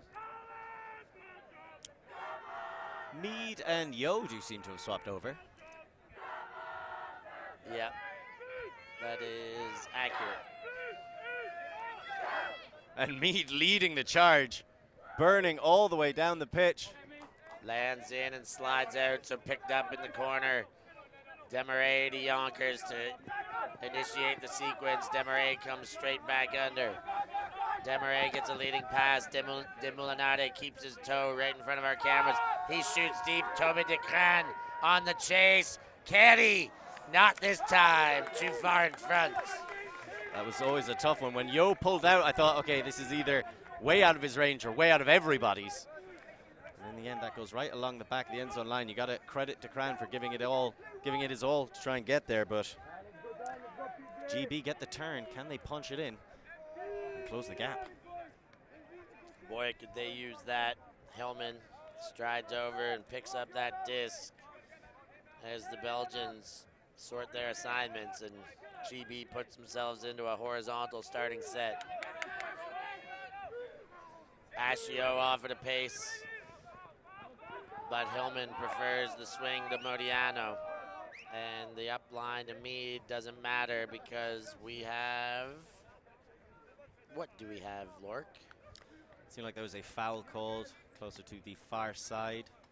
So the disc is just going to go back. So there's a couple of stoppages that were affected. So it will in fact go back into the middle of the pitch in the hands of Hillman. Being marked by Yonkers.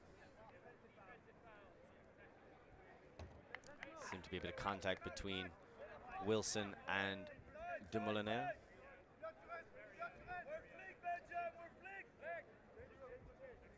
Back into play just about. Still a little bit of conversation. And I think we're ready here.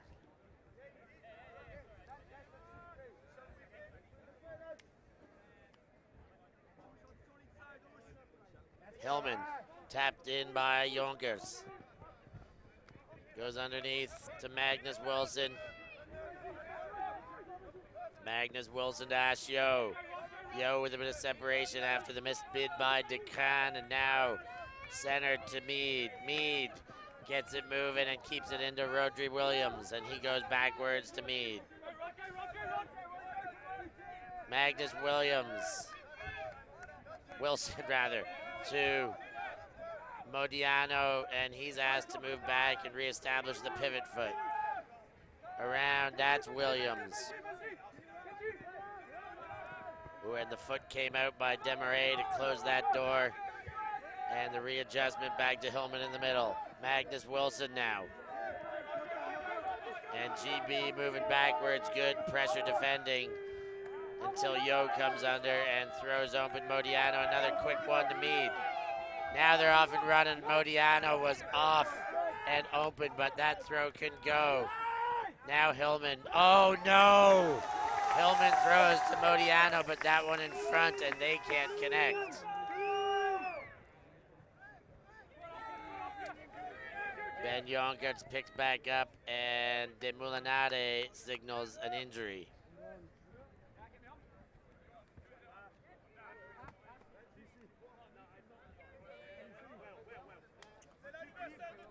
That's Mathieu Moller coming on to replace Yonkers, and then Rowledge coming on to replace Rodri Williams. Just get some fresh legs on whoever is marking Dan Demarais. Is always a good shout if you can do it. Not a bad idea to top up the stamina level on that assignment. Yonkers goes deep, Mead's in front, but it's the dangerous DeCran on the chase, and Mead goes up too early, trying to do everything he can, knowing who he was covering. I think that was Destiny giving one back to DeCran. That earlier, ever so slight mac must have hurt, and then in response, Mead just psyching himself out. In that instance, he had the lane, he had the time, but he also felt the pressure of DeCran on his back shoulder and just goes up a bit too early. Kind of messes up his step slightly because he can jump a lot higher than that. Great focus by DeCran, because a lot of people would just expect the D and then would get hit in the face by the disc. But he stays watching it the entire time. That's not an easy catch. A lot of people would be surprised by that and then unable to react in time. Yeah, that's it. You really just have a split second to readjust and to watch that over the hand of the defender.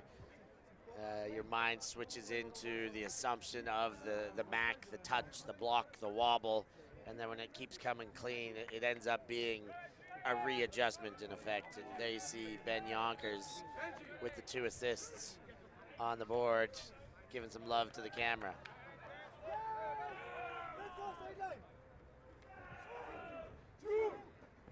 Abrams.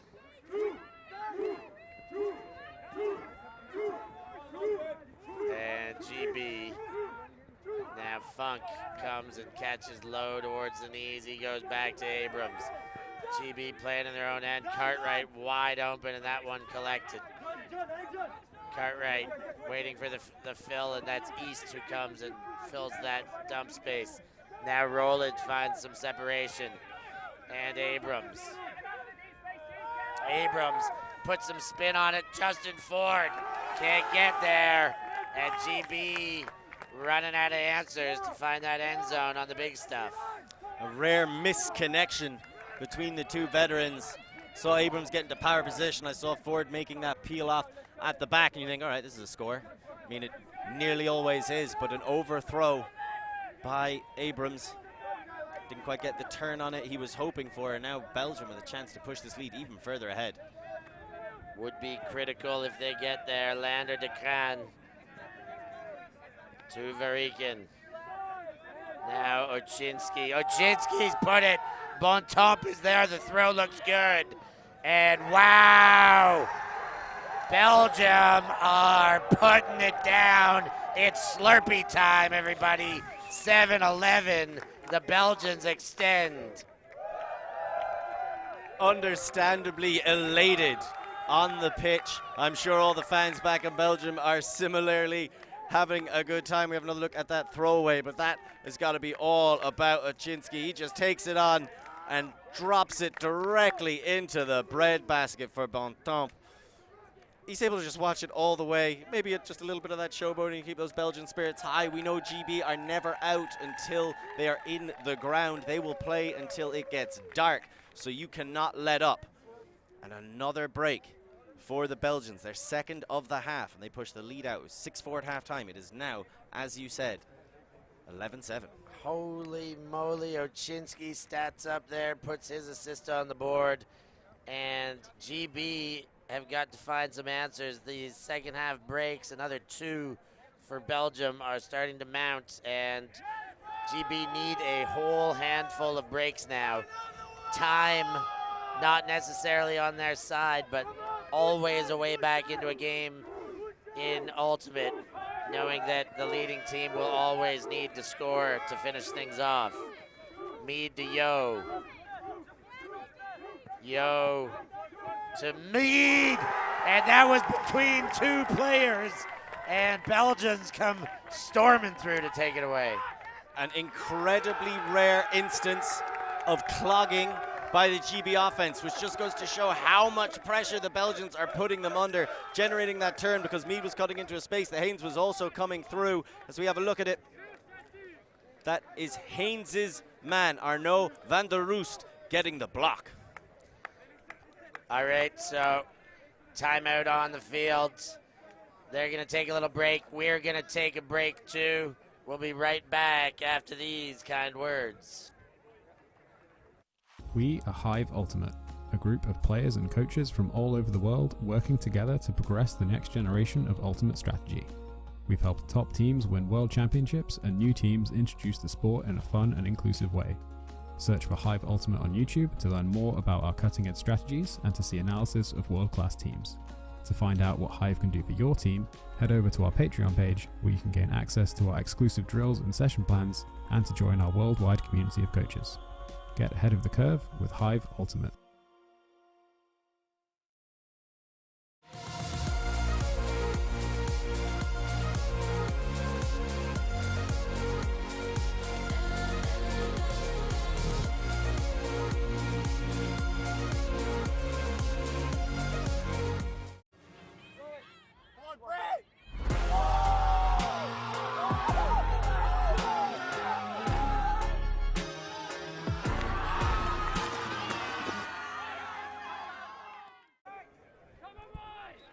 7-11, the score line.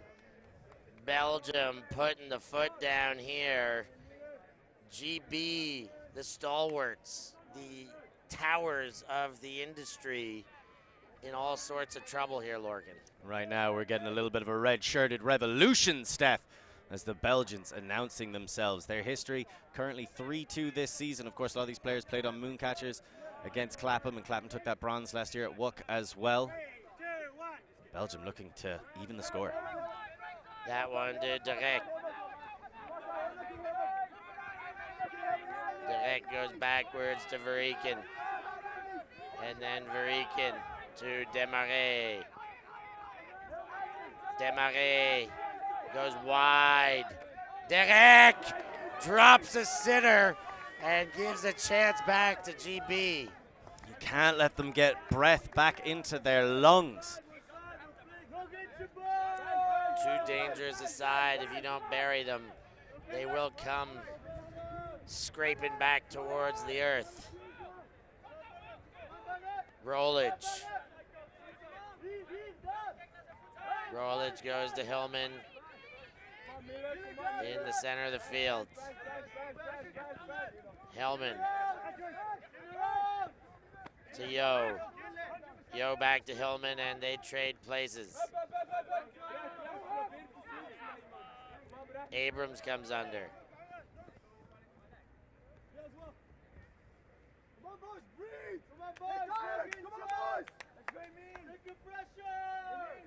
An eerie sense of silence almost on the field right now. Everybody can feel this one. Still hanging in the balance, though. Belgium hanging on to a sizable lead at this stage of the game.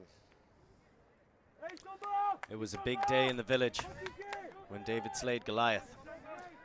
I imagine it was equally this quiet when that rock came out of the sling.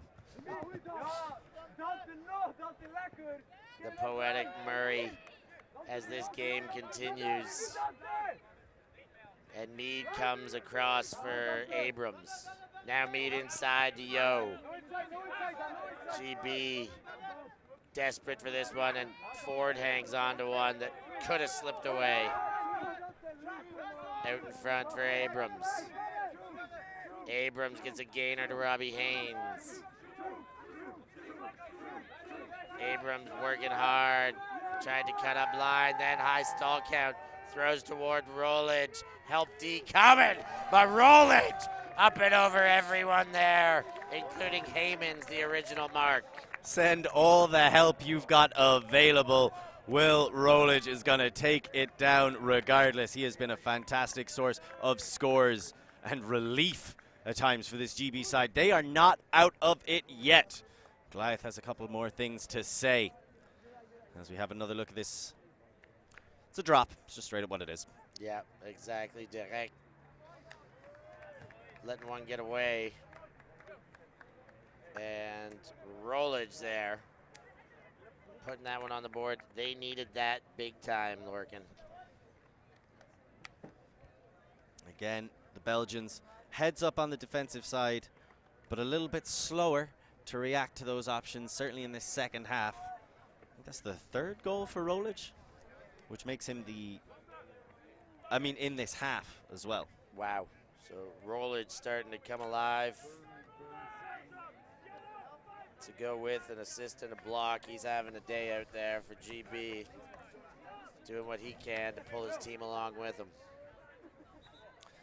He could do with a few GB players matching that intensity. I'm sure they'll take their lead. You see Ford making the transition over to the D-line, joining Yo. Belgium. Van de Veek goes to Yonkers and now to Desmarais. Dan Desmarais sees Benjamin Yonkers, and now Oczynski comes to fill space. Oczynski fires low, but Tobe Decran hangs on, sliding to ground. Now Benjamin Yonkers. Bonkers, as we've called him in the past. Oh, and there is a D by Gordon. He goes into Van de Vega, and Rag signaling a goal, doesn't get a good reaction from the crowd. And he provokes them just a little bit more, I think, raising that ear as if to say, I don't care. I come from hell. I'm not sure that's his hometown, but we will try to get to the bottom of where it is, but we will have another look at the play. And here it is. Oh, that's a tough one. They both had a legitimate line to the disc. I think Gordon actually got there first. Were either of them blinded going in? I'm not too sure, Lorcan. Well, I don't think Van de Wey expected it to come from that side, and Gordon was running and could see it, but as far as I can tell, did get there first. And if you're running blind sideways and then you run into somebody who's already arrived at the disc, I do think that's a clean D. Yeah, I mean, that's a really tough one. When there's that much impact, to say clean is tough, right? It's I mean, there was some clean impact. Is probably but legitimate. Yes, legitimate D. He got there first. He's got his hand to it. It is worth the conversation because that there was pretty heavy impact, no matter what. When the impact came, it came heavy. Both players hit the deck. Van de Vega with a bit more surprise. He went down.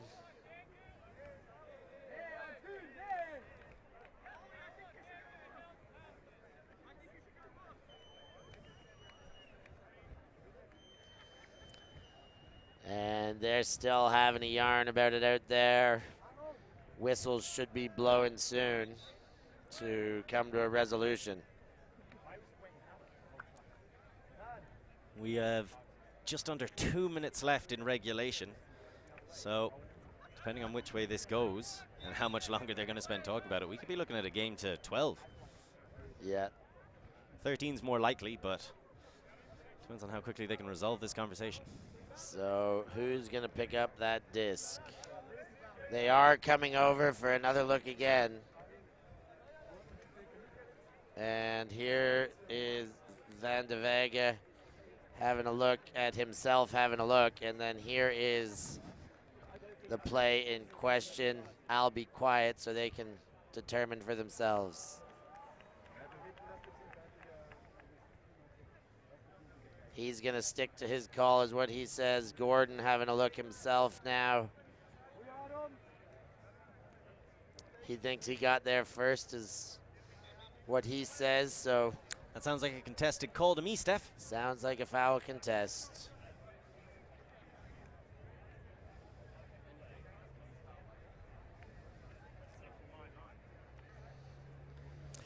I don't know if you've been able to hear that, but I do find myself agreeing with Gordon's point. It was his line. It was Van de Vey who was running blind. But in a lot of these instances, it just goes back to being contested. We now have 20 seconds left in the game. And it is 11-8 in a final between the two best open teams in Europe. Yeah, crazy. There's been a lot of long calls here. If this was football, injury time would be counted for some of these deliberation time and maybe something to consider for extension, but we can't fit them into the schedules. So there goes time. Depending on who scores, it's the Belgians score, it's a game to 13. GB scores, it's a game to 12. Oczynski winds up, he delivers, Bakeman's underneath, Warnock coming, Cartwright coming, everybody coming, disc still floating, and Bakeman's now calls for a foul, and the crowd doesn't love it. So Ford came onto the D-line specifically to try and limit Oczynski and just how lethal he can be getting it on an under, turning around and just firing from the hip with those big arcing flick passes. GB able to get the help defense into position to try and get the block. I mean, the secondary defender came behind there and there was contact, but the disc had already been dropped. So this is Warnock and Cartwright. Disc is already gone by the, that is a tough call to make, and now they're gonna come over to have another look. Starting to feel very popular, Steph. Yeah, we've got, everybody wants to come hang out with us over here. Have a look. There's the play. The first defender gets in front. Cartwright, I think, is where the foul would be called on, but up until that point, I'm not sure the contact had occurred, and Bakeman's spirited call agrees and says, yeah, that's a turnover. So GB with possession and a chance to make it a game to 12 and a 3-point gap. They've got to come back and tap it in before people can move. And it's at this point, having Ford, having Yo out there is going to be massively beneficial. It'll be Warnock going to pick up the disc. Shout out to Lorcan's drip. Keeping it fresh, keeping it sharp. Better than the open final, as some in the comments say. I'm not quite sure about that, but he is banging there. Looking sharp, Lork, as always. Here comes GB up high for Magnus Wilson. They've got to be tidy from here on out, and that is not tidy. Oczynski to Yonkers. Yonkers to Kran. De Kran surveying and goes back to Ben Yonkers. He fakes the hammer. Now wide. Demaray's there. Can't milk it quite in. On the doorstep, goes to the far side. Oczynski all alone. And Belgium pouring it on. It's 12-8, game to 13. That's been the story of the second half. The Belgians have been undeniable at times. Nice, patient red zone offense, swinging it back and forth, but still with just that little bit of flavor.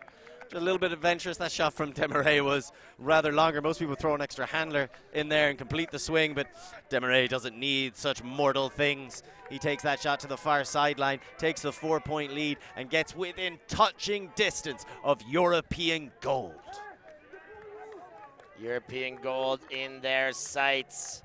GB, can they keep the heads up? Can they fight now and just play prevent? That is all they got to do. Take it 1 point at a time, make it about prevention. But even that, of course, a tall task when you are trying to prevent one of the best O-lines in the world from walking in a disc. If there's something that is synonymous with the British people, it is that stiff upper lip. Those heads do not drop. You have to force them down. It's what we said about the British teams, about their club teams when they go to the European Championships, about this national team, about when they go to Worlds. You have got to beat them. You have to keep going. And right now, I would say you can never, never count them out of a game. That is a good time pull from Bontemps. And it's Meade who receives from Long after the pull stoppage. Abrams comes under. Abrams to Ford. Ford looking upfield, gets Rollage. Rollage puts the toe down and stays in bounds. Ford jinks and has to get on his bike to catch up to that one, and now back to Alexis Long. Long. Oh, and another miscue, but Ford catches up. Now to Meade. The deep shot put away. It was East on the move. Long fires Rollage there. DeCran on the chase, but Rollage is in front, and the throw, an absolute perler. GB do the first part. It's 9-12, but lots of work to do. Rollage has been stellar so far in this second half, just absolutely tearing up the deep space. Throughout the first half of the game, it was Bontemps who's picking up that assignment, and in an attempt to kind of limit his lethality, the lethality of Rollage on the offensive line, they've swapped DeCran onto him. That was Lander DeCran for that point, but doesn't really matter so much, especially when the service is that good. But something, and to quote Ferdio Rogers, it's easy to throw to people who are open, and Rollage is doing a fantastic job of giving his handlers an easy option downfield.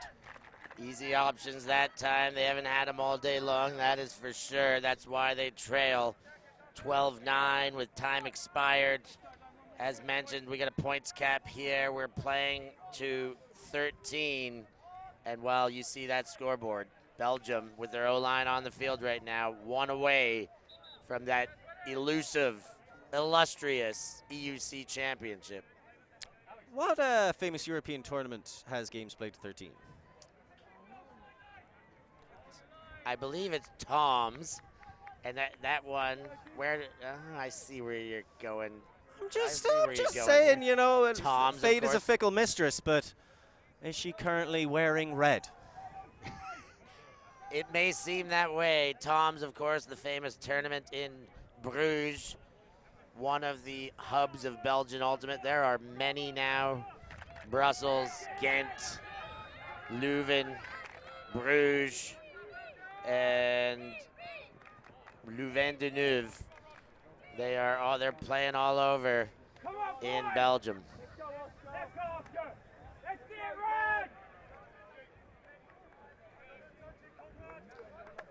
That one went out the back and being run up to the brick mark by Ben Yonkers. Could this be the game? Yonkers gets DeCran coming under. He pops one deep, but it's Wilson who gobbles it up. DeCran, a little bit too excited to get that gold medal, has given a break chance to GB. Hellman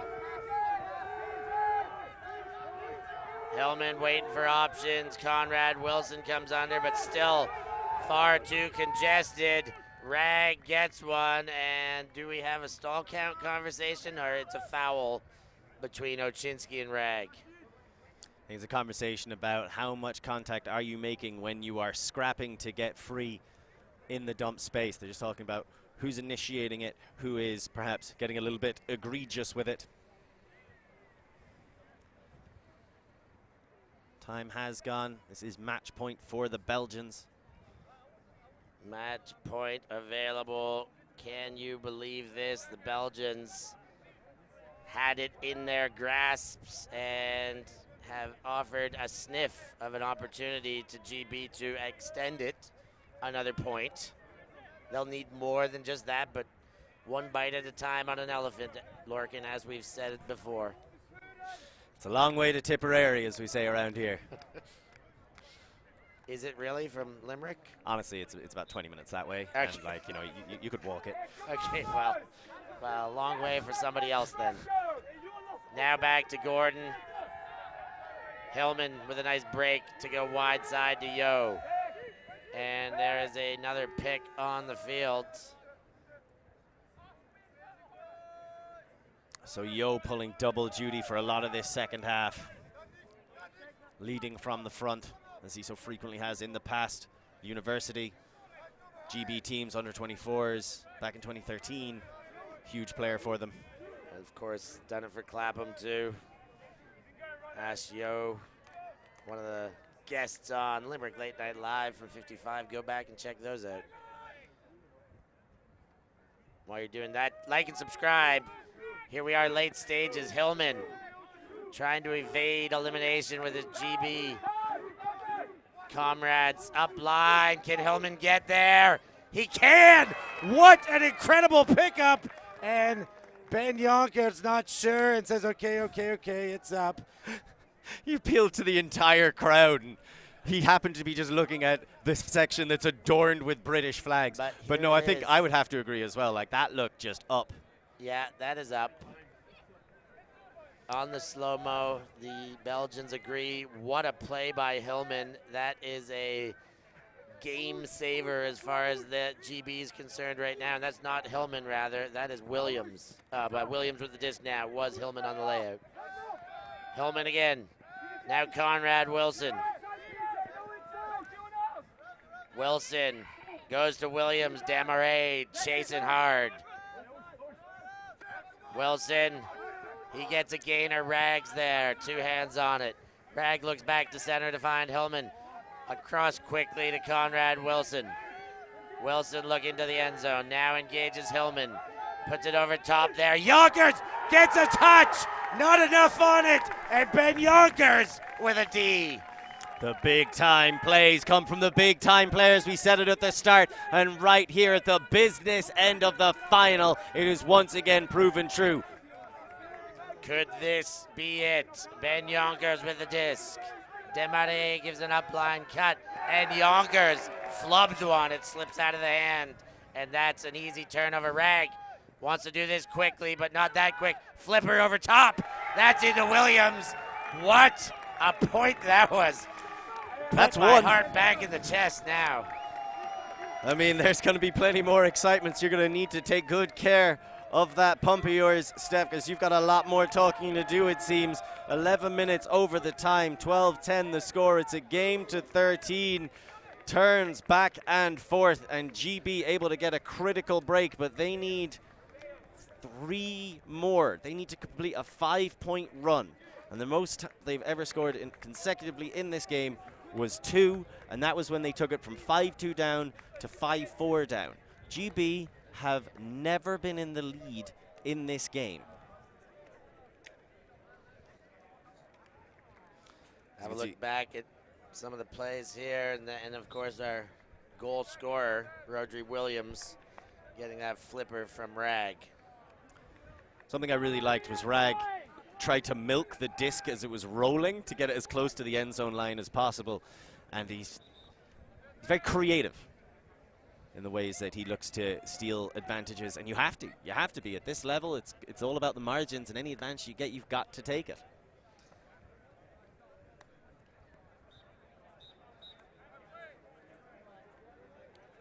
So Belgium put a semi-fresh line out there. A few stay.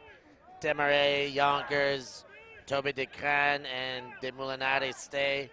Varikin crosses over. Mueller comes on, and Diwali comes on for his O-line rotation. GB, can they extend this game once again? They've done it once, but as said, once not enough. Game to 13. Feels like a game to 300. So this field in Limerick, will it be their Thermopylae? I don't know how to respond to that, Lorcan. You could kick me in the chest. I would never do such a thing to such a wonderful man. Ben Yonkers on the spot. De Moulinari charges under. Inside break to Mueller. Leading pass to De Moulinari.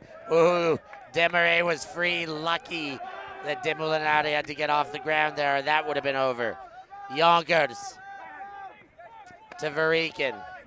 Varikin looking upfield. Tough defense, but the inside goes to Demarais. Rollage on him. Widen around to Yonkers. Abrams trying to catch up. Could this be the game? They are charging now.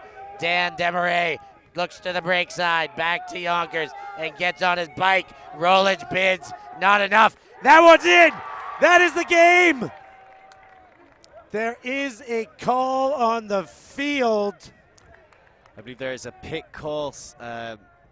Cameron, I think, might have gotten picked by Wilson or the other way around. Yeah, it's Cameron who is marking de Craan. He's saying as de Craan cut through the stack to get to that front corner. Holy moly, it's not over yet. We're back into play. Dan Demarais with the disc. Demarais looks to Yonkers, well covered up high, and he takes that away from. And now Demarais for the goal. What a pickup! That's it. Belgium are your European Ultimate Champions for 2023, and in dominating fashion. They flood the field. The emotion floods their hearts. Bunkers had to take off his shirt and now makes his way back to the absolute pile of Belgians celebrating this monumental victory. And who else but Dan Demarais is the one with the layout grab. When it all came down to the line, it was De Moulinari who got them going with that fantastic backhand no pivot break, following it up. Here's how we're going to do it. Nice flow. We are in this game. And then right outside the end zone, the new school took over. Demarais and Yonkers combining back and forth to get the finishing blow to knock off Great Britain and take Belgium's first ever European title. What a changing of the guards, the way we had set that one up. The long-time champions, the stalwarts, GB, and this young up-and-coming team from Belgium. They've done it at every age group, the juniors. The under-24s, they just do it and keep doing it and keep doing it. Lorcan Murray's got to take a step outside of the booth to call double duty, as he's got the announcements to take care of, as the medal ceremony is coming up very soon.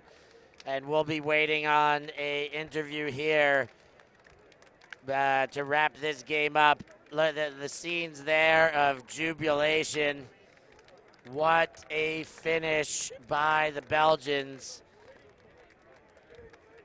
We've got Mr. Demarais back in the studio. He's going to start getting used to getting these things on the way he's playing and the amount of wins he's getting. Dan, you've done it again. Congratulations. Yes, sir. Tell us about how it feels to be the European champion with this bunch of lads. Crazy. I think we deserve it. After all what we did, we won against the best teams here, so I think we are the best team to win this. You've just proved that much, Dan, for sure. Last play of the game, layout goal yourself. Yeah, just talk about that little instance there, that play, what you did. I did it a lot with Benji on training and on with mooncatchers. I just go to the middle again and I do a fake back in the end zone. And he just threw it perfectly. Yeah, an absolutely dominant performance by your team. GB maybe didn't go away, but never really looked like they were going to get ahead. Talk about the whole team performance there. Talk about your guys and how well they came together at the end. Yeah, I think everyone played everyone was ready for this final. Like yesterday, the semi-final as well. Everyone was fired up, ready to put everything. To put this live on the field. So yeah, we were ready. We had a good meeting before, so yeah, nothing to say. Two more quick questions. We'll let you get back. But talking about Ben Yonkers, had an injury there, had a knock. He was gone for 3 or 4 points and came back into the game. Talk about the effort he made to give back to the team even after a little bit of physical trouble. Yeah, it was very hard without him on the field. I think it was a point when we had, I think, eight turnovers in that point. You saw he's the main handler on the team. He divides the field in certain spaces that the others can't throw or can't see. So yeah, it was very hard. But then back on the field, we saw we had a lot more confidence between our handlers and as well on the cutting space to come under. Amazing. And one last question about your coaching there. PA was on our show last night. We're happy to have him. But talking about the way Pierre-Alain Delamine keeps this team together and makes sure everything is working in such a symbiotic fashion. It's not just the coach. He's also just a friend. So we're very close. We can say everything to him. He can say everything to us. And yeah, it's 3-3 now. So that's what we wanted. That's what we deserve. And now it's going on the go up. Up and up. These guys maybe can't be stopped for now. Looking as strong as they ever have. I will let Dan get back for the medal ceremony and to celebrate with the team. Congratulations, European champions, thank you. Dan Demarais in Belgium. Shout out to my mom and my sisters. Love you. Yeah, big shout out. You deserve as much. Thank you, Dan Demarais. Another huge performance by Dan and all of the Belgians taking European gold in the opening final. In the open round here, I have got to put my heart back in my chest. That one was an incredible game. Belgians really just dominating. And as much as we've seen it coming, we've seen this upstart team become the favorites, stay the favorites. You still just never really believe it's happening when they're up against such a great team like GB, and they've just really, really knocked them off and solidified their place. As you look at the match stats powered by Force Sportswear, there it is, the 4 breaks to 2, obviously the biggest difference there. But break chances as well. You see, GB was generating. They were getting more break chances, but the Belgian O-line able to get the disc back for their team time and time again.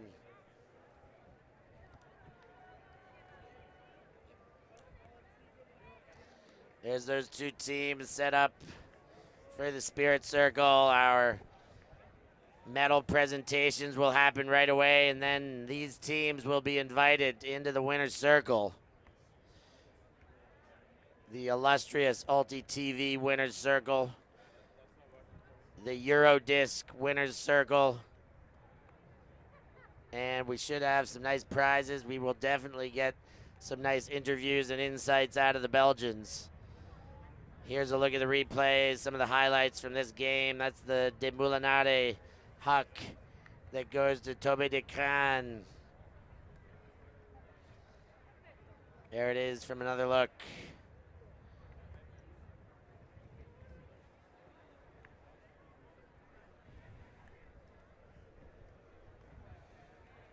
Oh, and the miss by GB, that one. A little bit of a tail early in the game. Demarais with the big mistake and Rollage tidying it up.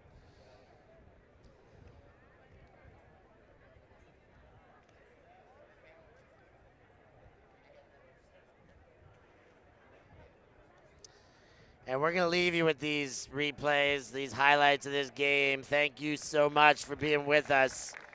Another ULTI.TV production. Wild, live and free ULTI.TV from Limerick. That's the open final, ladies and gentlemen. Congratulations to Belgium. Another reminder for you back at home to like and subscribe, become a patron, and support everything we do. And, of course, don't you go anywhere. We've got 2 finals coming up. The women's next, Germany versus GB, and the last of the day, the mixed final, where France will take on Italy. Stay tuned. For Lorcan Murray, I've been Stefan Rapazzo.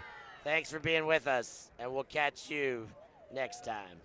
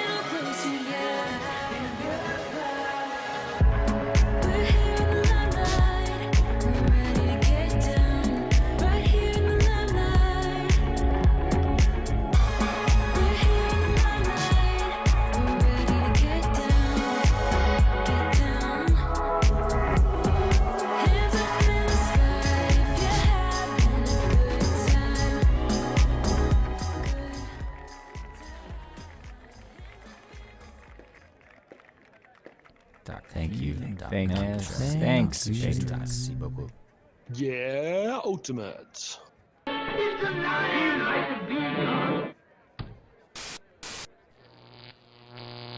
ULTI.TV.